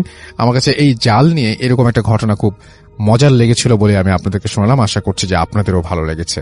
তো যাই হোক, আমরা চলে যাব আমাদের পরবর্তী ঘটনায় এবং অফকোর্স সেই পরবর্তী ঘটনাটি একটা অডিও ক্লিপ। এটা ইমন নামে আমাদের একজন লিসেনার, তিনি মালদ্বীপ থেকে পাঠিয়েছেন এবং আমি এখনো বুঝছি না যে আয়নার ঘটনাটা আমরা এখনো কেন পাচ্ছি না। এটা হতে পারে আয়নার ঘটনা। আয়নার ঘটনাটা মালদ্বীপ থেকে এসেছিল। আপনাদের সাথে এটা নিয়ে কথাও বলেছি, পাওয়া মাত্র আপনাদেরকে সেটা শুনিয়ে দিব আমরা। এটা আমি আমাদের যে প্রোডাকশন সেই ডিপার্টমেন্টেও পাঠানো হয়েছিল কোনো একটা কারণে হয়তো। আচ্ছা, এটা পাওয়া গেছে। আচ্ছা, ওকে, তাহলে এটা পাওয়া গেছে। তাহলে আমরা একটা কাজ করি, সেটা হচ্ছে যে আমরা আজকে আয়নার ঘটনাটাই শুনে ফেলি এবং এটা হচ্ছে মালদ্বীপ থেকে পাঠানো একটি ঘটনা। তাহলে আমরা এর পরে পরের ঘটনাটা আমরা পরে কোনো একদিন শুনবো। আজকে ইমনের ঘটনা যেটা মালদ্বীপের, সেটাও মালদ্বীপের ঘটনা। আজকে আমরা আয়নার ঘটনা শুনি, যেটা হচ্ছে আপনাদের বহু কাঙ্ক্ষিত ঘটনা এবং আপনারা বহুবার এই ঘটনাটি চেয়েছেন এবং এই ঘটনাটি আমাদেরকে প্লে করতে বলেছেন। চলুন এই ঘটনাটি আমরা আজকে শুনে আসি। ভেরি মাচ আমাদের সঙ্গে থাকার জন্য। এখন যেটা করব সেটা হচ্ছে সরাসরি চলে যাব আমাদের অতিথির কাছে তার দ্বিতীয় ঘটনা শোনার জন্য। আপনার আরো একবার নামটা বলবেন, আপনি কোথা থেকে এসেছেন, তারপর আপনার ঘটনায় যাব। হ্যালো স্যার, আমি রাসেল হাসান, আসছি নবীনগর থেকে। আমি এখন যে ঘটনাটা বলবো সেটা আমার আব্বু এবং নানার সাথে ঘটে যাওয়া। আর যেটা আমার সাথে শেয়ার করছে, আমার আব্বুই বারবার এই ঘটনাটা শেয়ার করতো। তো আমার নানু ছিল একজন স্কুল টিচার। তো সবসময় স্কুল থাকার কারণে বেরোতে পারতো না, বা আমার নানু এবং আব্বুর প্রচুর পরিমাণ মাছ মারা নেশা ছিল। তো একদিন, সেদিন ছিল রবিবার, সকালে নানু আসছে আমাদের বাড়িতে, এসে আব্বুকে বলছে কি যে আজকে চলো দুজন মাছ মারতে যাই। তো আব্বু যথারীতি কাজকর্ম ফেলাই থুয়ে মানে মাছের খাদ্য নিয়ে কপোতাক্ষ নদীতে মাছ মারতে গেছিল। যাওয়ার সময় যে জায়গায় আব্বু এবং নানু মাছ মারতেছিল তার উল্টো দিকেই শ্মশান ছিল। তো শ্মশানের, নানু ছিল শ্মশানের ওই পাশে আর আব্বু ছিল শ্মশানের এই পাশে। দুজনে দুই জায়গায় বসে ছিপ দিয়ে মাছ মারতেছে। তো সকাল 9টার দিকে যায় বসছে। তো 10টার দিকে আব্বু একটা বড় রুই মাছ পাইছে, নানু একটা মাছও পায় নাই। তো এইভাবে আব্বু 4-5টা মাছ পাওয়ার পরে ততক্ষণও নানু কোনো মাছ পায় নাই। আচ্ছা। তো মাছ না পাওয়ার কারণে 12:30 বা 1টার দিকে এরকম হবে। তো নানু যখন প্রথম বসি উঠাইলো, দেখলো যে একটা মানুষের পা উঠছে। তো এটা দেখে আব্বু একটু অবাক হলো। নানুর কোনো মানে চিন্তাই নেই যে একটা মানুষের পা উঠছে, বা তার ভিতরে কোনো ভয় বা কোনো কিছুই নাই। আচ্ছা। তো আব্বু এটা দেখে নানুরে একটু মানে নানুরে বলতেছে যে জামাই চলেন বাড়ি চলে যায়, এখন আর মাছ মারতে হবে না, আর জায়গাটাও ভালো না, চলো বাড়ি চলে যায়। তো নানু আর আব্বুরে ধমক দিতেছে যে কি হবে, এনে প্রতিদিনই তো এসে মাছ মারি, আজকে আর কি হবে। তো এই বলতে আব্বু আর তখন মাছ মারতেছে না, বসে রয়েছে। আব্বু খালি নানুর যে এটা ওটাই দেখতেছে যে তাল ভাই না কি করে না করে। তার আধা ঘন্টা পরে বা এরকম 20-25 মিনিট পরে যখন আবার বসি মানে পাতাশি তোলাই গেছে, তখন আবার নানু টান দিছে। তো দেখে একটা হাত, একটা মানুষের কাটা হাত মানে উঠছে, রক্ত পড়তেছে, মনে হচ্ছে যেন এক্ষুনি হাতটা কেটে বসি থেকেও গাইতে দিছে। তো এটা দেখে আব্বু আরো মানে একটু অবাক হয়ে গেল যে আসলে খারাপ কিছু ঘটবে, বা নানুরে যে কোনো ভাবে বাড়ি নিয়ে যাইতে হবে। তো আব্বু যায়, আবারও নানুরে ধমক দেয়, কিন্তু নানু উঠেই না। তো যেহেতু সে আব্বুর শ্বশুর, এই জন্য বেশি কিছু বলতেই পারে না। আর আব্বু বসে বসে দেখে ওটা কি হচ্ছে কি না হচ্ছে। তো এইভাবে মনে করেন অনেক সময় কেটে গেল, যে 3টার দিকে যায়, 3টা অথবা 4টা মানে আসলে কিছুক্ষণ আগে নানুর যখন আবার বসে তুলছে, তখন দেখে শুধুমাত্র একটা মানুষের মাথা আর সারা মুখে ধাড়ি, মানুষটা খিলখিল করে হাসতেছে। তো এটা দেখে নানু তখন একটু অবাক হয়, বা নানু একটু চিৎকার দিয়ে ওঠে। তখন আব্বু একটু সাইডে ছিল, সাইডে ছুটে যায়, দেখে যে এই অবস্থা, সিপে ওরকম মানুষের মাথাটা চুলের ভিতরে আটকানো রয়েছে। তো নানুরে আব্বু অনেক ধমক দিল, তারপরে সিপটা ভাঙিয়ে দেওয়ার পরে আব্বু জোর করে নানুরে বাসায় নিয়ে চলে আসলো। তো ভয় পাওয়ার কারণে নানু বাসায় আসলো। যখন আসার পরে নানুর প্রচুর পরিমাণ জ্বর। তো নানু তখন আমাদের বাসায় ছিল। আমাদের বাসা থেকে বিকালবেলা আবার মামার এসে নিয়ে গেল। নিয়ে যাওয়ার পরে সেই জ্বর অবস্থায় বাড়িতে নিয়ে গেল। নিয়ে যায় এইভাবে অনেকদিন অসুস্থ ছিল, মানে 3-4 মাস মতো অসুস্থ থাকার পরে আস্তে আস্তে নানু মানে শুকায় মারাই গেছিল। আমার ঘটনা। থ্যাংক ইউ সো মাচ আপনার ঘটনার জন্য, আপনাকে অনেক ধন্যবাদ। তো আমরা চলে যাব আমাদের পরবর্তী ঘটনায়। আমাদের সঙ্গে আরো একজন, আমাদের শেষ ঘটনা এটা বলতে পারেন, আমাদের একজন অতিথি আছেন, তিনি তার ঘটনাটি শোনাবেন আমাদেরকে। আপনার নামটা প্লিজ একটু বলবেন, কোথা থেকে এসেছেন সেটা বলবেন, তারপর আপনার ঘটনায় যাব। আসসালামু আলাইকুম রাসেল ভাই আর ডিয়ার লিসেনার্স, আসসালামু আলাইকুম। আমার নাম ইয়াসিন মাহমুদ সম্রাট, আমার বাসা পুরান ঢাকা কলতা বাজার। ইমন ইয়াসিন আমার পক্ষ থেকে সবাইকে রমজানের শুভেচ্ছা, রমজান মোবারক। তো গল্প বুঝার আগে বুঝানোর জন্য একটা কথা বলে শুরু করি। আমরা সবাই এটা বিশ্বাস করি যে আমি জিন এবং মানুষকে সৃষ্টি করেছি একমাত্র আমার ইবাদত করার জন্য, আল্লাহর কথা। তো যারাই শুনছেন, অনেকে বিশ্বাস করে অনেকে বিশ্বাস করে না। যে অনেকে বলে বানিয়ে গল্প বলা হয়, কিন্তু যা দেখা যায় না, হয়তো আপনার ফ্যানের সিলিং এ অথবা আলমারির উপরে অথবা কোনো না কোনো খানে এই জিনিসগুলো আপনাদের দেখতে পায়, আমরা দেখতে পাই না, কারণ এদের বলাই হয় ভাইয়া দা আনসিন, যা দেখা যায় না। তো আমার ঘটনায় চলে যাই। ঘটনাটা আমার ফ্রেন্ড শেয়ার করেছে, ওর নাম আনিকা তাসনিম। ওর বাবার বাসা পুরান ঢাকার তাঁতীবাজার এলাকায়। তো ঘটনা শুরু করছি। চলে যায় ঘটনায়। জি। আমার ফ্রেন্ড 2014-15 সাল, তখন বৃষ্টির মৌসুম, হালকা বৃষ্টি পড়ছিল, রাত 2টা-3টা বাজে। ও ফ্রেন্ডের সাথে ফোনে কথা বলতেছিল। অনেকক্ষণ কথা বলার পরে ফোন রেখে যখন ঘুমাতে যাই, আমরা কি করি, ঘর টর পরিষ্কার করি, খাট ঝাড়িয়ে, ও ঘরটার পরিষ্কার করতেছিল, খাট ঝাড়তেছিল, জানালা খোলা ছিল, ওই বাতাস আসতেছিল বৃষ্টির। তো এর মাঝখানে হঠাৎ করে যখন ও জানালার দিকে চোখ দেয়, দেখে দূরে একটা বাসাতে কি জানি কাপড়ের মতো উঠতেছে। তো একটু কনফিউজ ছিল যে এটা কি কাপড় নাকি অন্য কিছু। তো ভালো মতো দেখার জন্য ও তাকায়, দেখে এটা কাপড় না, কিন্তু ছায়ার মতো খুব কালো কালারের পাত কি জানি নড়তেছে।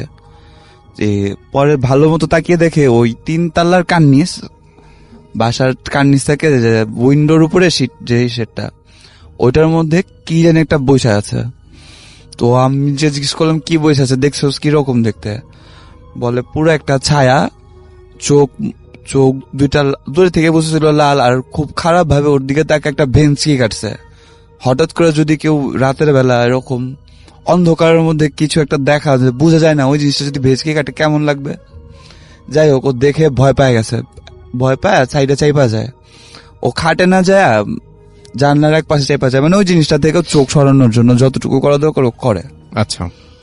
তারপর ভাইয়া এখন জানালা না ভুলে লাগায়নি, জানলাটা খোলা ছিল। এখন ভয় ভয় চিন্তা, জানলা লাগিয়ে পর্দা টানে দিয়ে খাটে যায় ঘুমাবে। আর চিন্তা করতেছে আমি কি দেখলাম। 2-3 মিনিটের জন্য একটু ব্ল্যাঙ্ক আউট হয়েছিল। তারপর আস্তে আস্তে জানলা সাহস সঞ্চয় করে জানলাটা লাগাতে যায়। যখন জানলাটা লাগাবে, জানলা একদিক দিয়ে লাগায়, ঠিক 1 সেকেন্ডের মধ্যে ধাপ করা চোখ খুলে দেখে ওই জিনিসটা ওই দূরের ঠেকা 2-4-5 সেকেন্ডের মধ্যে ওর জানলার সামনে এসে পড়ছে। তখন ও জিনিসটা যখন প্রপারলি সামনে দেখে, একদম ফেস টু ফেস, বলে দোস্ত, চোখ দুইটা এত লাল ছিল, পুরো একটা কালো ছায়ার মতো। দেখা ও আর সহ্য করতে পারেনি জিনিসটা, এতটা কুৎসিত ছিল, আর এমন রাগী ভাবে ওর দিকে তাকায় ছিল, মানে জানলা খোলা থাকলে মনে হয় মেরে ফেলাইবো, এরকম একটা অবস্থা।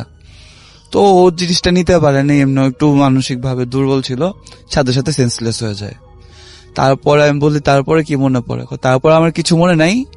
পরে ওর ফ্যামিলি থেকে যে ওরে বলছিল যে 3 দিন পরে ওর সেন্সটা আসে।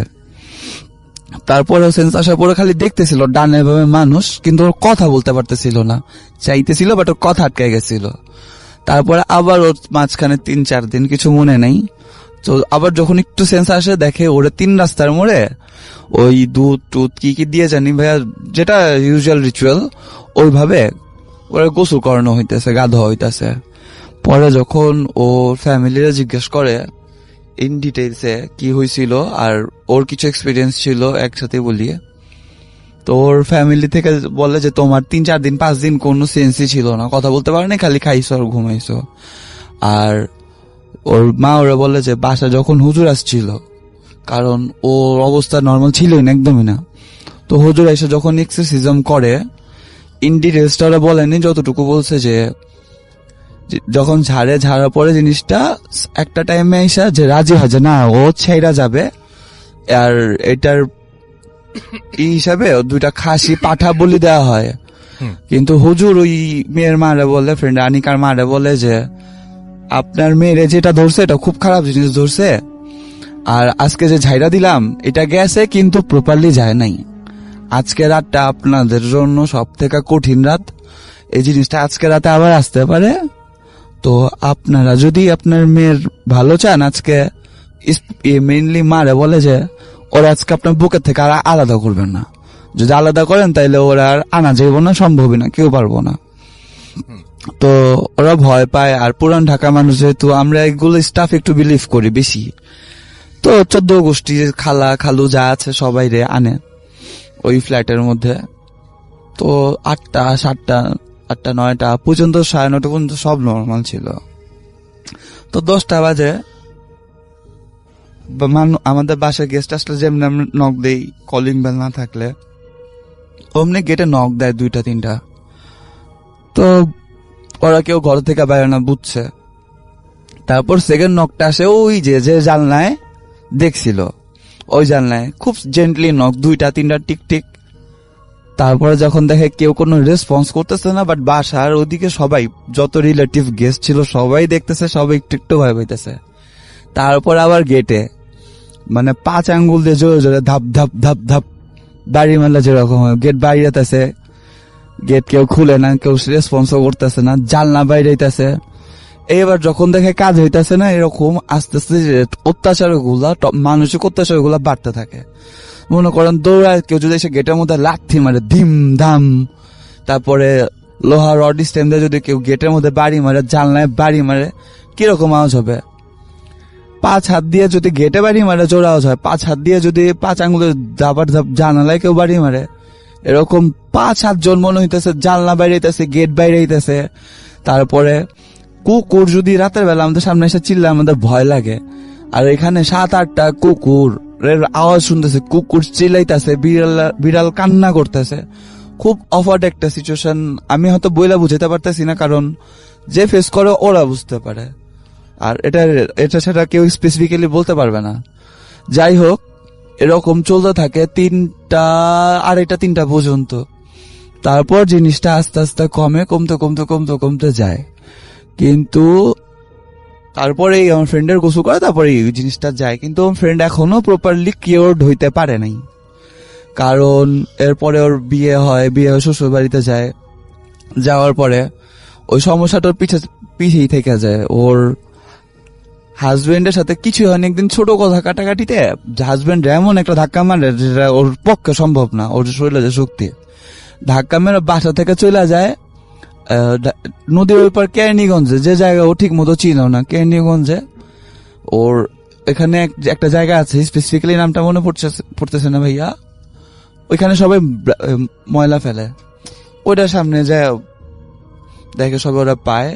তারপরে ওর হাজবেন্ড আত্মীয় স্বজনের রিকল করে, কলার পরে নিয়ে আসে। আর এখন ওর কি স্পেসিফিক কিছু কালার লাল হলুদ পরা নিষেধ, বাট ওভারঅল ও এখন একটু স্টেবল আছে। এই ছিল আমার স্টোরি। আসল ভাইয়া, thank you so much. Thank you. আসসালামু আলাইকুম রাসেল ভাই এবং সবাইকে সালাম জানাচ্ছি। আসসালামু আলাইকুম। আমি মলদ্বীপ থেকে বলছি, আমার নাম রনি, এবং আমি আজকে যে ঘটনাটা শেয়ার করতে যাচ্ছি সেটা অ্যাকচুয়ালি আমার সাথে ঘটা এবং একজন সিকিউরিটির সাথে ঘটা। আমি মলদ্বীপসে একটা প্রাইভেট কোম্পানিতে জব করি, আইটিতে। তো আজকে বিগত অনেক বছরই থাকা হচ্ছে মলদ্বীপসে। তো আমার লাইফের 3rd টাইম একটা ঘটনা ঘটছে যেটা আমি আজকে শেয়ার করতে যাচ্ছি। তো আমি মলদ্বীপসে যে কোম্পানিতে কাজ করি আইটির, সাধারণত আমার কোম্পানিটা বেসিক্যালি বেশিরভাগ সময়ই এখানকার যে রিসোর্ট গুলো আছে সেই রিসোর্টের প্রজেক্ট গুলো নেয় বড় হওয়াতে। তো নর্মালি আমরা যে নেটওয়ার্ক সাইটের যে কাজগুলো করি, সাধারণত দিনের বেলা অনেক গরম, প্রচন্ড গরম হওয়াতে 32, 33 এরকম তাপমাত্রা হওয়াতে, যেমন বিশেষ করে রাতে বিকেল থেকে আমাদের কাজটা শুরু হয়, বিকেল থেকে দেখা গেছে রাত্রে 2টা 3টা কখনো 4টা পর্যন্ত বেজে যায়। তো গত 10 দিন আগের ঘটনা এটা। আমি কাজ করতেছি, তো ওখানে আপনার আমি যে রিসোর্টটা কাজ করতেছি সেই রিসোর্টটার নাম আমি বলছি না, কারণ ওটা খুব পরিচিত একটা বিষয়, সেটা অনেকেই চেনে বা জানে এই গ্রুপটা।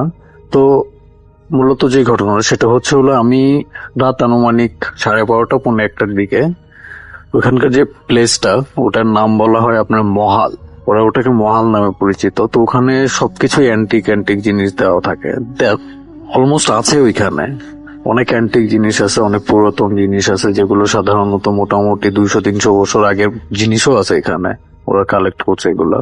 তো ওখানে যে বিষয়টা সেটা হলো একটা আয়না নিয়ে। আমি ওইখানে ওয়াইফাই লাগানো ছিল, সেটা আমি রিমুভ করে অন্য জায়গাতে লাগানোর জন্য রাতে গিয়েছি, আমার বস আমাকে ওখানে পাঠিয়েছে। তো যাওয়ার পরে নর্মালি আমি ওয়াইফাই যে এপিটা সেটা আমি রিমুভ করে অন্য জায়গায় ওটাকে আবার পুনরায় লাগালাম। তো লাগানোর পরে আমি সেটা হলো ম্যাক্সিমাম গ্রাউন্ড থেকে ওপর পর্যন্ত ম্যাক্সিমাম লাইক দ্যাট 15 ফিট, 15 ফিটের মতো হবে। তো লাগানোর পর আমি ওপর থেকে নিচের দিকে তাকালাম, আমার মনে হচ্ছিল যে সেখানে কেউ বসে আছে। তো বসে থাকার ক্ষেত্রে রাতের বেলা এত রাতে সিকিউরিটি ছাড়া কাউরে অ্যাকচুয়ালি অ্যালাউ না, শুধুমাত্র আমরাই পারমিশন নিয়েছি রাতে কাজ করার জন্য, বাট ওখানে কারোরই থাকার কথা না। যাই হোক, তো আমি উপর থেকে দেখলাম কি যেন বসে আছে। তো আমি অ্যাকচুয়ালি ওটা নিয়ে বেশি একটা মাথা ঘামালাম না, যে সিকিউরিটি থাকতেই পারে, বাট আমি কনফিউজ ছিলাম যে অন্ধকারে আমি বুঝতেছিলাম না উপর থেকে যে আসলে কি ঘটনা, ওখানে কি বা কি আসে বিষয়। ওকে, তো আমি উপর থেকে আপনার যে সাধারণত আমরা লেডার বলি, এখানে মই বলা হয় আমাদের বাংলাদেশে আঞ্চলিক ভাষায়, তো আমি ওটা দিয়ে নিচে নামলাম। নামার পরে আমি সামনে আগাতে থাকার পরে সেখানে যে আয়নাটার কথা আমি বললাম, সেই আয়নাটা ওখানে ছিল। তো আমার মনে হচ্ছিল যে কেউ একজন চেয়ারে বসে সেই আয়নাটা দেখতেছে। তো আয়নাটা দেখতেছে, তো আমি ভাবলাম যে পাগল টাগল নাকি, এত রাত্রে আয়না দেখতেছে, তাও অন্ধকারের মধ্যে বসে বসে, বুঝে যাচ্ছে না আসলে চেহারাটা বেসিক্যালি। তো এটা ভাইবা যে আমার যে ব্যাগটা ছিল, আমার যে আপনার টুলস সামগ্রী ছিল, আমি সেই ব্যাগটার ভিতরে সবকিছু রাখার জন্য আমি শুধুমাত্র জাস্ট ডান দিকে একটু ঘুরছি। তো ঘোরার পরে ব্যাগটা হাতে নিয়ে কাঁধে নিয়ে পরে আমি আবার বাম দিকে ঘুরলাম। ঘোরার পরে দেখি কিছু নাই, শুধু আয়নাটা, ওই চেয়ারটা, টেবিলটা পড়া ওখানে। তো আমি তেমন একটা মানে কনফিউজ হলাম আসলে ঘটনাটা কি। তো সর্বোপরি আমি সামনে যাওয়ার পরে যেটা আমার সাথে ঘটলো, আমি সামনে যাওয়ার পরে মনে হচ্ছে যে আয়নার ভিতর থেকে কেউ একজন আমাকে বলতেছে, তুই এখানে কি করতেছস। এটা শোনার পরে মানে আমি খুব শক, আমি প্রচন্ড পরিমাণে ভয় পেলাম। ভয় পাওয়ার পরে আমি ডানে বামে কোনো কিছু না ভাই আমি পিছন দিকে হাঁটা শুরু করলাম আয়নার দিকে তাকিয়ে। তো হাঁটতে হাঁটতে একটা পর্যায়ে আমি মানে প্রচন্ড সিরিয়াসলি, যখন আমাকে বলছে যে তুই এত রাত্রে এখানে কি করতেছিস, শুদ্ধ বাংলায় আমাকে বলতেছে তুই এত রাত্রে এখানে কি করতেছিস। তো আমি খুব একটা ভয় পাওয়ার পরে আমি যখন পিছনে হাঁটলাম, তো অ্যাকচুয়ালি বিচের সাইডে জিনিসটা করা, আমার কাছে প্রত্যেকটা ছবি আছে, আমি সম্পূর্ণ ফুটেজ গুলো পরের দিন যখন আমি বিকেল বেলা ওখানে গেছি আমি সবগুলো ফুটেজ নিয়েছি। আমি প্রত্যেকটা পিকে আমি পাঠিয়ে দেবো রাসেল ভাই আপনাকে, আশা করি লিসেলানতেও আপনি সবাইকে দেখাবেন, কোনো সমস্যা নেই। তো পরের দিন আমি ওখানে মানে প্রচন্ড ভয় পাওয়ার পরে আমি চলে গেলাম খুব ক্লিয়ারলি। আমি সাইকেলটা, এখানে ব্যাটারি বাইক সাইকেল আছে, সেটা নিয়ে আমি খুব ফাস্টলি আমি অফিসে চলে গেলাম। চলে যাওয়ার পরে আমি আমার পিএম কে বললাম যে অ্যাকচুয়ালি এই ঘটনা, আমি ভয় পেয়েছি। তো আমার মানে মলদ্বীপের যে ভাষা, সেই ভাষায় আমাকে বলতেছে নো প্রবলেম। তো আমি বললাম আচ্ছা ঠিক আছে, কোনো সমস্যা নেই, নো প্রবলেম, বাট আমি পারবো না, আই কান্ট, আজকে রাতে আমি কোথাও কাজ করতে যেতে পারবো না, সিরিয়াসলি আমার খুব ভয় লাগছে। তো পরের দিন সকালবেলা আমি ওখানে গেলাম, সকালে না, আমি ওখানে 3:30 পৌনে 4টার সময় গেলাম। যাওয়ার পরে আমি ছবি তুললাম, সবকিছু বললাম। তো সেই সিকিউরিটিটা যে থাকে নাইট ডিউটিটা করে, উনি হচ্ছে নেপালের একজন লোক। সাধারণত এখানে অধিকাংশ সিকিউরিটি নেপালের। তো ওনাকে আমি জিজ্ঞেস করলাম, আচ্ছা আপনি তো এখানে রাত্রে ডিউটি করেন, তো আপনি কি এই ধরনের কোনো প্রবলেম ফেস করছেন কখনো? তো সে আমাকে বলতেছে আপনি কিভাবে জানেন? তো আমি বললাম যে আমি গতকাল রাতে এরকম কাজ করতে আসছি, তো আমি এরকম আমার সাথে হয়েছে। তো হওয়ার পর উনি আমাকে বলতেছে যে অ্যাকচুয়ালি এটা খুব ন্যাচারাল একটা জিনিস, আমি প্রতি রাতেই একটা মুহূর্তে দেখি, ঠিক এক্স্যাক্টলি সেই 12টা 12:30 1টা 1:30টার মধ্যে আমি দেখি। আমি তাকে বললাম যে আপনি কখনো ভয় পান নাই বা আপনাকে কখনো কিছু বলে নাই? কয় না, প্রতি রাতে এরকম হয় মাঝে মধ্যে। দেখা গেছে যে ওই সময়টা এখন আমার মানে সম্পূর্ণ আমার আইডিয়া হয়ে গেছে। আজকে 3 মাস হয়েছে এই জায়গাটা কমপ্লিট হয়েছে, এটা এখানে আসছে 3 মাস হয়েছে।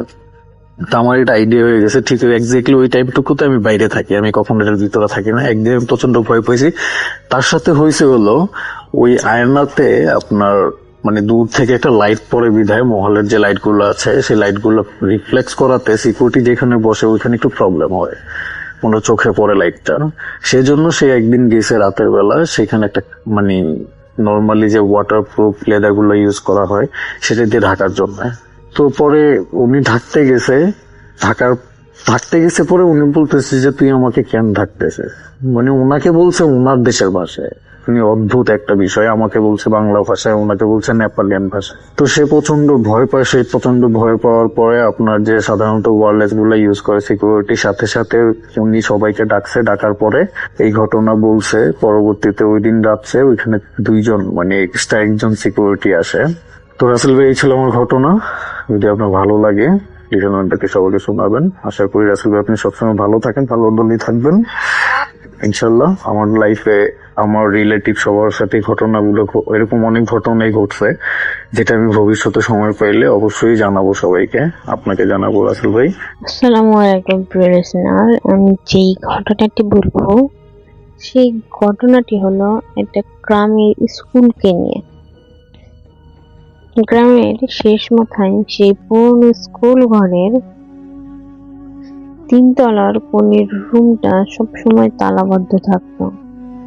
বলা হতো ওটা জিনের আছর পাওয়া রুম।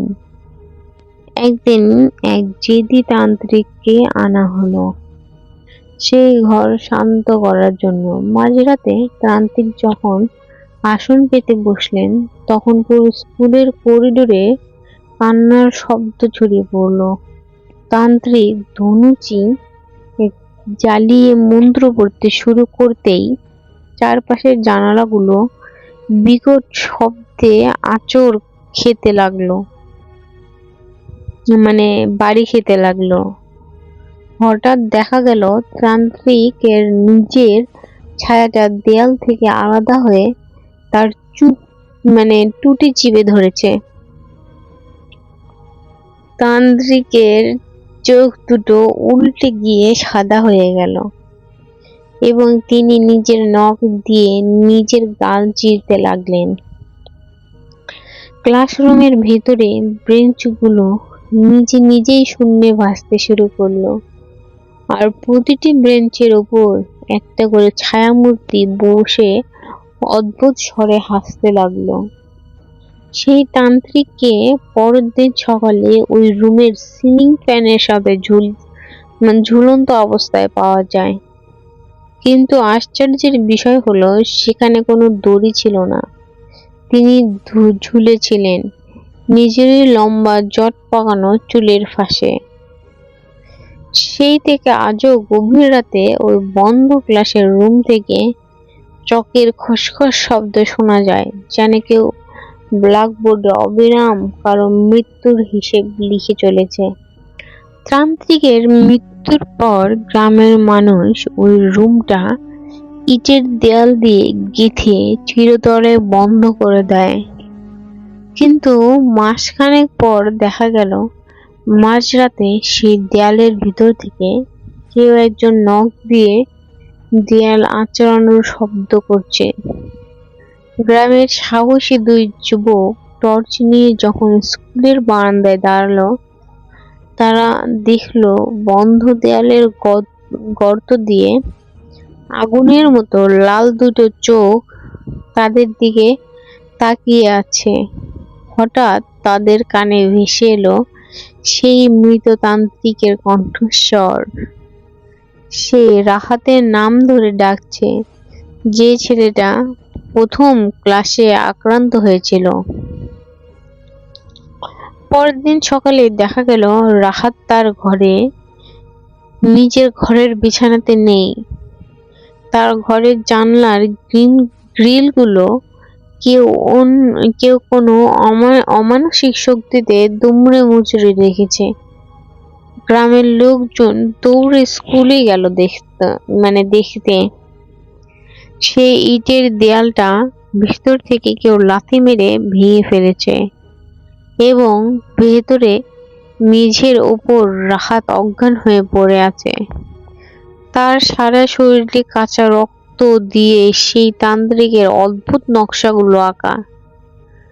মাওলানা সাহেব যখন রাহাতের গায়ে দম করতে গেলেন, তখন রাহাতের মুখ দিয়ে একটা জিনের বিকট চিৎকার বের হলো, ওকে নিয়ে আমাদের জগৎ শুরু, এবার আমরা সবাই আসছি। ঠিক সেই মুহূর্তেই স্কুলের পেছনে বিশাল অথস্য গাছটা কোনো বাতাস ছাড়াই মটমট করে ভেঙে পড়ল এবং দিনের বেলাতেই পুরো এলাকা ঘুটঘুটে অন্ধকারে ঢেকে গেল। আজও ওই গ্রামের কেউ অমাবস্যার রাতে স্কুলের সীমানায় পা রাখার সাহস পায় না, কারণ বলা হয় ওই ক্লাসরুমে এখন আর একটা জিন নয়, বরং তান্ত্রিকের নেতৃত্বে জিনের একটা আস্ত কাফেলা বাস করছে।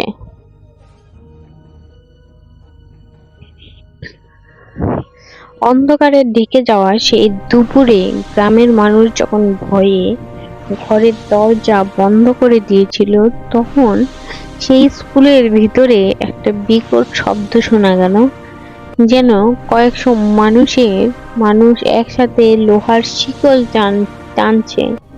মাওলানা সাহেব যখন রাহাতের শরীরের উপর পবিত্র পানি ছিটিয়ে দিচ্ছিলেন, তখন রাহাতের শরীরটা মানুষের হাড় ভাঙার মতো মর্মর শব্দ করে অস্বাভাবিকভাবে বেঁকে যেতে লাগলো। ওর মাথাটা পুরো 180 ডিগ্রি ঘুরে পিছনের দিকে চলে গেল এবং মুখ দিয়ে কালো রঙের আঠালো এক ধরনের তরল বের হতে লাগলো। সেই তরল মেঝেতে পড়ার সাথে সাথেই আগুনের মতো জ্বলতে শুরু করলো।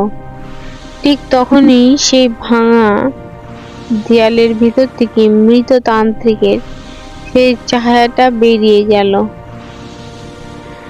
যার হাত বাড়িয়ে বলছিল, তুই আমাদের হয়ে গেছিস, ফিরে আয়। গ্রামের মানুষ বাইরে থেকে দেখছিল। স্কুলের প্রতিটি জানলা দিয়ে নীল রঙের ধোঁয়া বের হচ্ছে।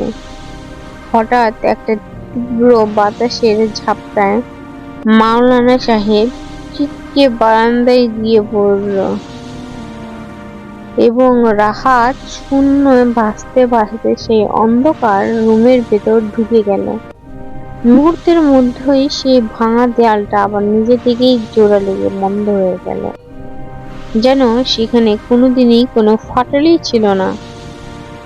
এরপর থেকে রাহাতকে আর কেউ কোনোদিন খুঁজে পায়নি।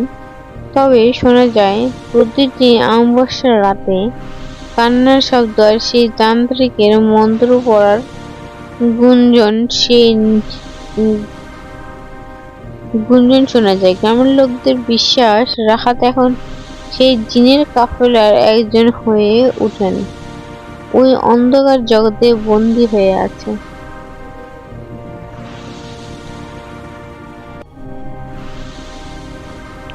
এখন যে নতুন ঘটনাটি বলবো, সেই ঘটনাটি শহরের উপকণ্ঠে একটা পুরনো শ্মশান ছিল, যার পাশেই ছিল এক তান্ত্রিকের ডেরা। সেই তান্ত্রিক মানুষের মরা মাথা দিয়ে জিনের সাধনা করত। একদিন চোর ভুল করে ওই ডেরার একটি পিতলের কলস চুরি করে নিয়ে আসে। বাড়িতে এসে কলসটি খুঁড়তেই তার ভিতর থেকে তীব্র পচা মাংসের গন্ধ বের হতে শুরু করলো। সেই রাতে চোর যখন ঘুমানোর চেষ্টা করছিল, তখন সে অনুভব করলো তার খাটের নিচে কেউ একজন ফিস ফিস করে বলছে। টর্চ জ্বালিয়ে নিচে তাকাতেই তার কলিজা শুকিয়ে গেল। দেখলো কলস থেকে বের হওয়া সেই পচা মাথাটা মেঝেতে গড়াগড়ি খাচ্ছে আর তার দিকে তাকিয়ে দাঁত বের করে হাসছে। মাথাটার চোখ নেই, কিন্তু শুধু কোটর থেকে আগুনের শিখা বের হচ্ছে। চোর চিৎকার দিতে চাইলো, কিন্তু দেখলো তার মুখটা কেউ অদৃশ্য হাতে চেপে ধরেছে। হঠাৎ ঘরের কোণ থেকে সে তান্ত্রিকের ছায়া বেরিয়ে এলো, যার গায়ের চামড়া ঝুলে পড়েছে আর হাতগুলো স্বাভাবিকের চেয়েও 4 গুণ লম্বা। তান্ত্রিকের পেছনে দাঁড়িয়ে ছিল 7 ফুট লম্বা এক ছায়ামূর্তি, যার পায়ে কোনো খুর নেই, পা দুটো উল্টো দিকে ঘোরানো। তান্ত্রিকটি খসখসে গলায় বলল, আমার জিনিসের শোধ তোকেই দিতে হবে। পরের দিন সকালে প্রতিবেশীরা চোরের ঘরের দরজার ভেঙে ঢুকতে দেখলো। চোখের শরীরটা ঘরের সিলিংয়ে লেপ্টে আছে, কিন্তু তার শরীরে কোনো হাড় আস্ত নেই, যেন কে চিপে সব হাড় গুঁড়ো করে দিয়েছে। আর সেই পিতলের কলসটা চোরের বুকের মাঝখানে এমন ভাবে গেঁথে দেওয়া হয়েছে যে সেটা বের করার কোনো উপায় ছিল না। আজও ওই বাড়িতে কেউ ঢুকলে শুনতে পায় দেয়ালের আড়াল থেকে কেউ একজন অনবরত নিজের হাড় ভাঙার শব্দ করছে আর সাহায্যের জন্য গেঙাচ্ছে। যে আপনারা যদি আমাদেরকে প্রতিনিয়ত ঘটনা পাঠান, মানে যাদের জীবনের সাথে ঘটনা ঘটে গিয়েছে তারা যদি ঘটনা পাঠান, আমরা সেই ঘটনাগুলোকে তুলে ধরবো। এবং অনেকেই চান যে ভাইয়া আমরা ঘটনা শুনতে চাই। যদি আপনার সাথে ঘটনা থেকে থাকে আমাদেরকে পাঠাবেন, আমরা সেই ঘটনাগুলো অবশ্যই আপনাদের সবাইকে শোনাবো। এবং যদি চান যে আপনাদের নিজের কণ্ঠে ঘটনা বলবেন, তাহলে আমরা বলবো, সেটাও সম্ভব। আপনারা নিজেদের কণ্ঠে ঘটনা শোনাতে পারেন। আমরা প্রতিনিয়ত আপনাদের ঘটনা শোনার জন্য অধীর আগ্রহী থাকি। প্রতিনিয়ত অনেকে আমাদেরকে ঘটনা পাঠায় শুধুমাত্র ভূতিহীনকে টিকিয়ে রাখার জন্য। আপনারা যদি ভূতিহীনকে ভালোবেসে থাকেন তাহলে অবশ্যই কমেন্ট করে জানাবেন, এবং ভূতিহীনকে আমরা আরো কতদূর পর্যন্ত দীর্ঘায়ু করব সেটা আপনাদের উপর ডিপেন্ড করবে। আপনারা কে কোথায় ঘটনাগুলো শুনছেন কমেন্ট করবেন। ঘটনাগুলো কি আরো চালিয়ে যাব কিনা, বা ভূতিহীনকে আপনারা আগে কেমন ভালোবাসছেন, এখন কেমন ভালোবাসছেন, সবকিছু কমেন্ট করে জানাবেন। আজকের মধ্যে এখানেই বিদায় নিতে হচ্ছে। সবাই ভালো থাকবেন, সবাই সুস্থ থাকবেন। আসসালামু আলাইকুম।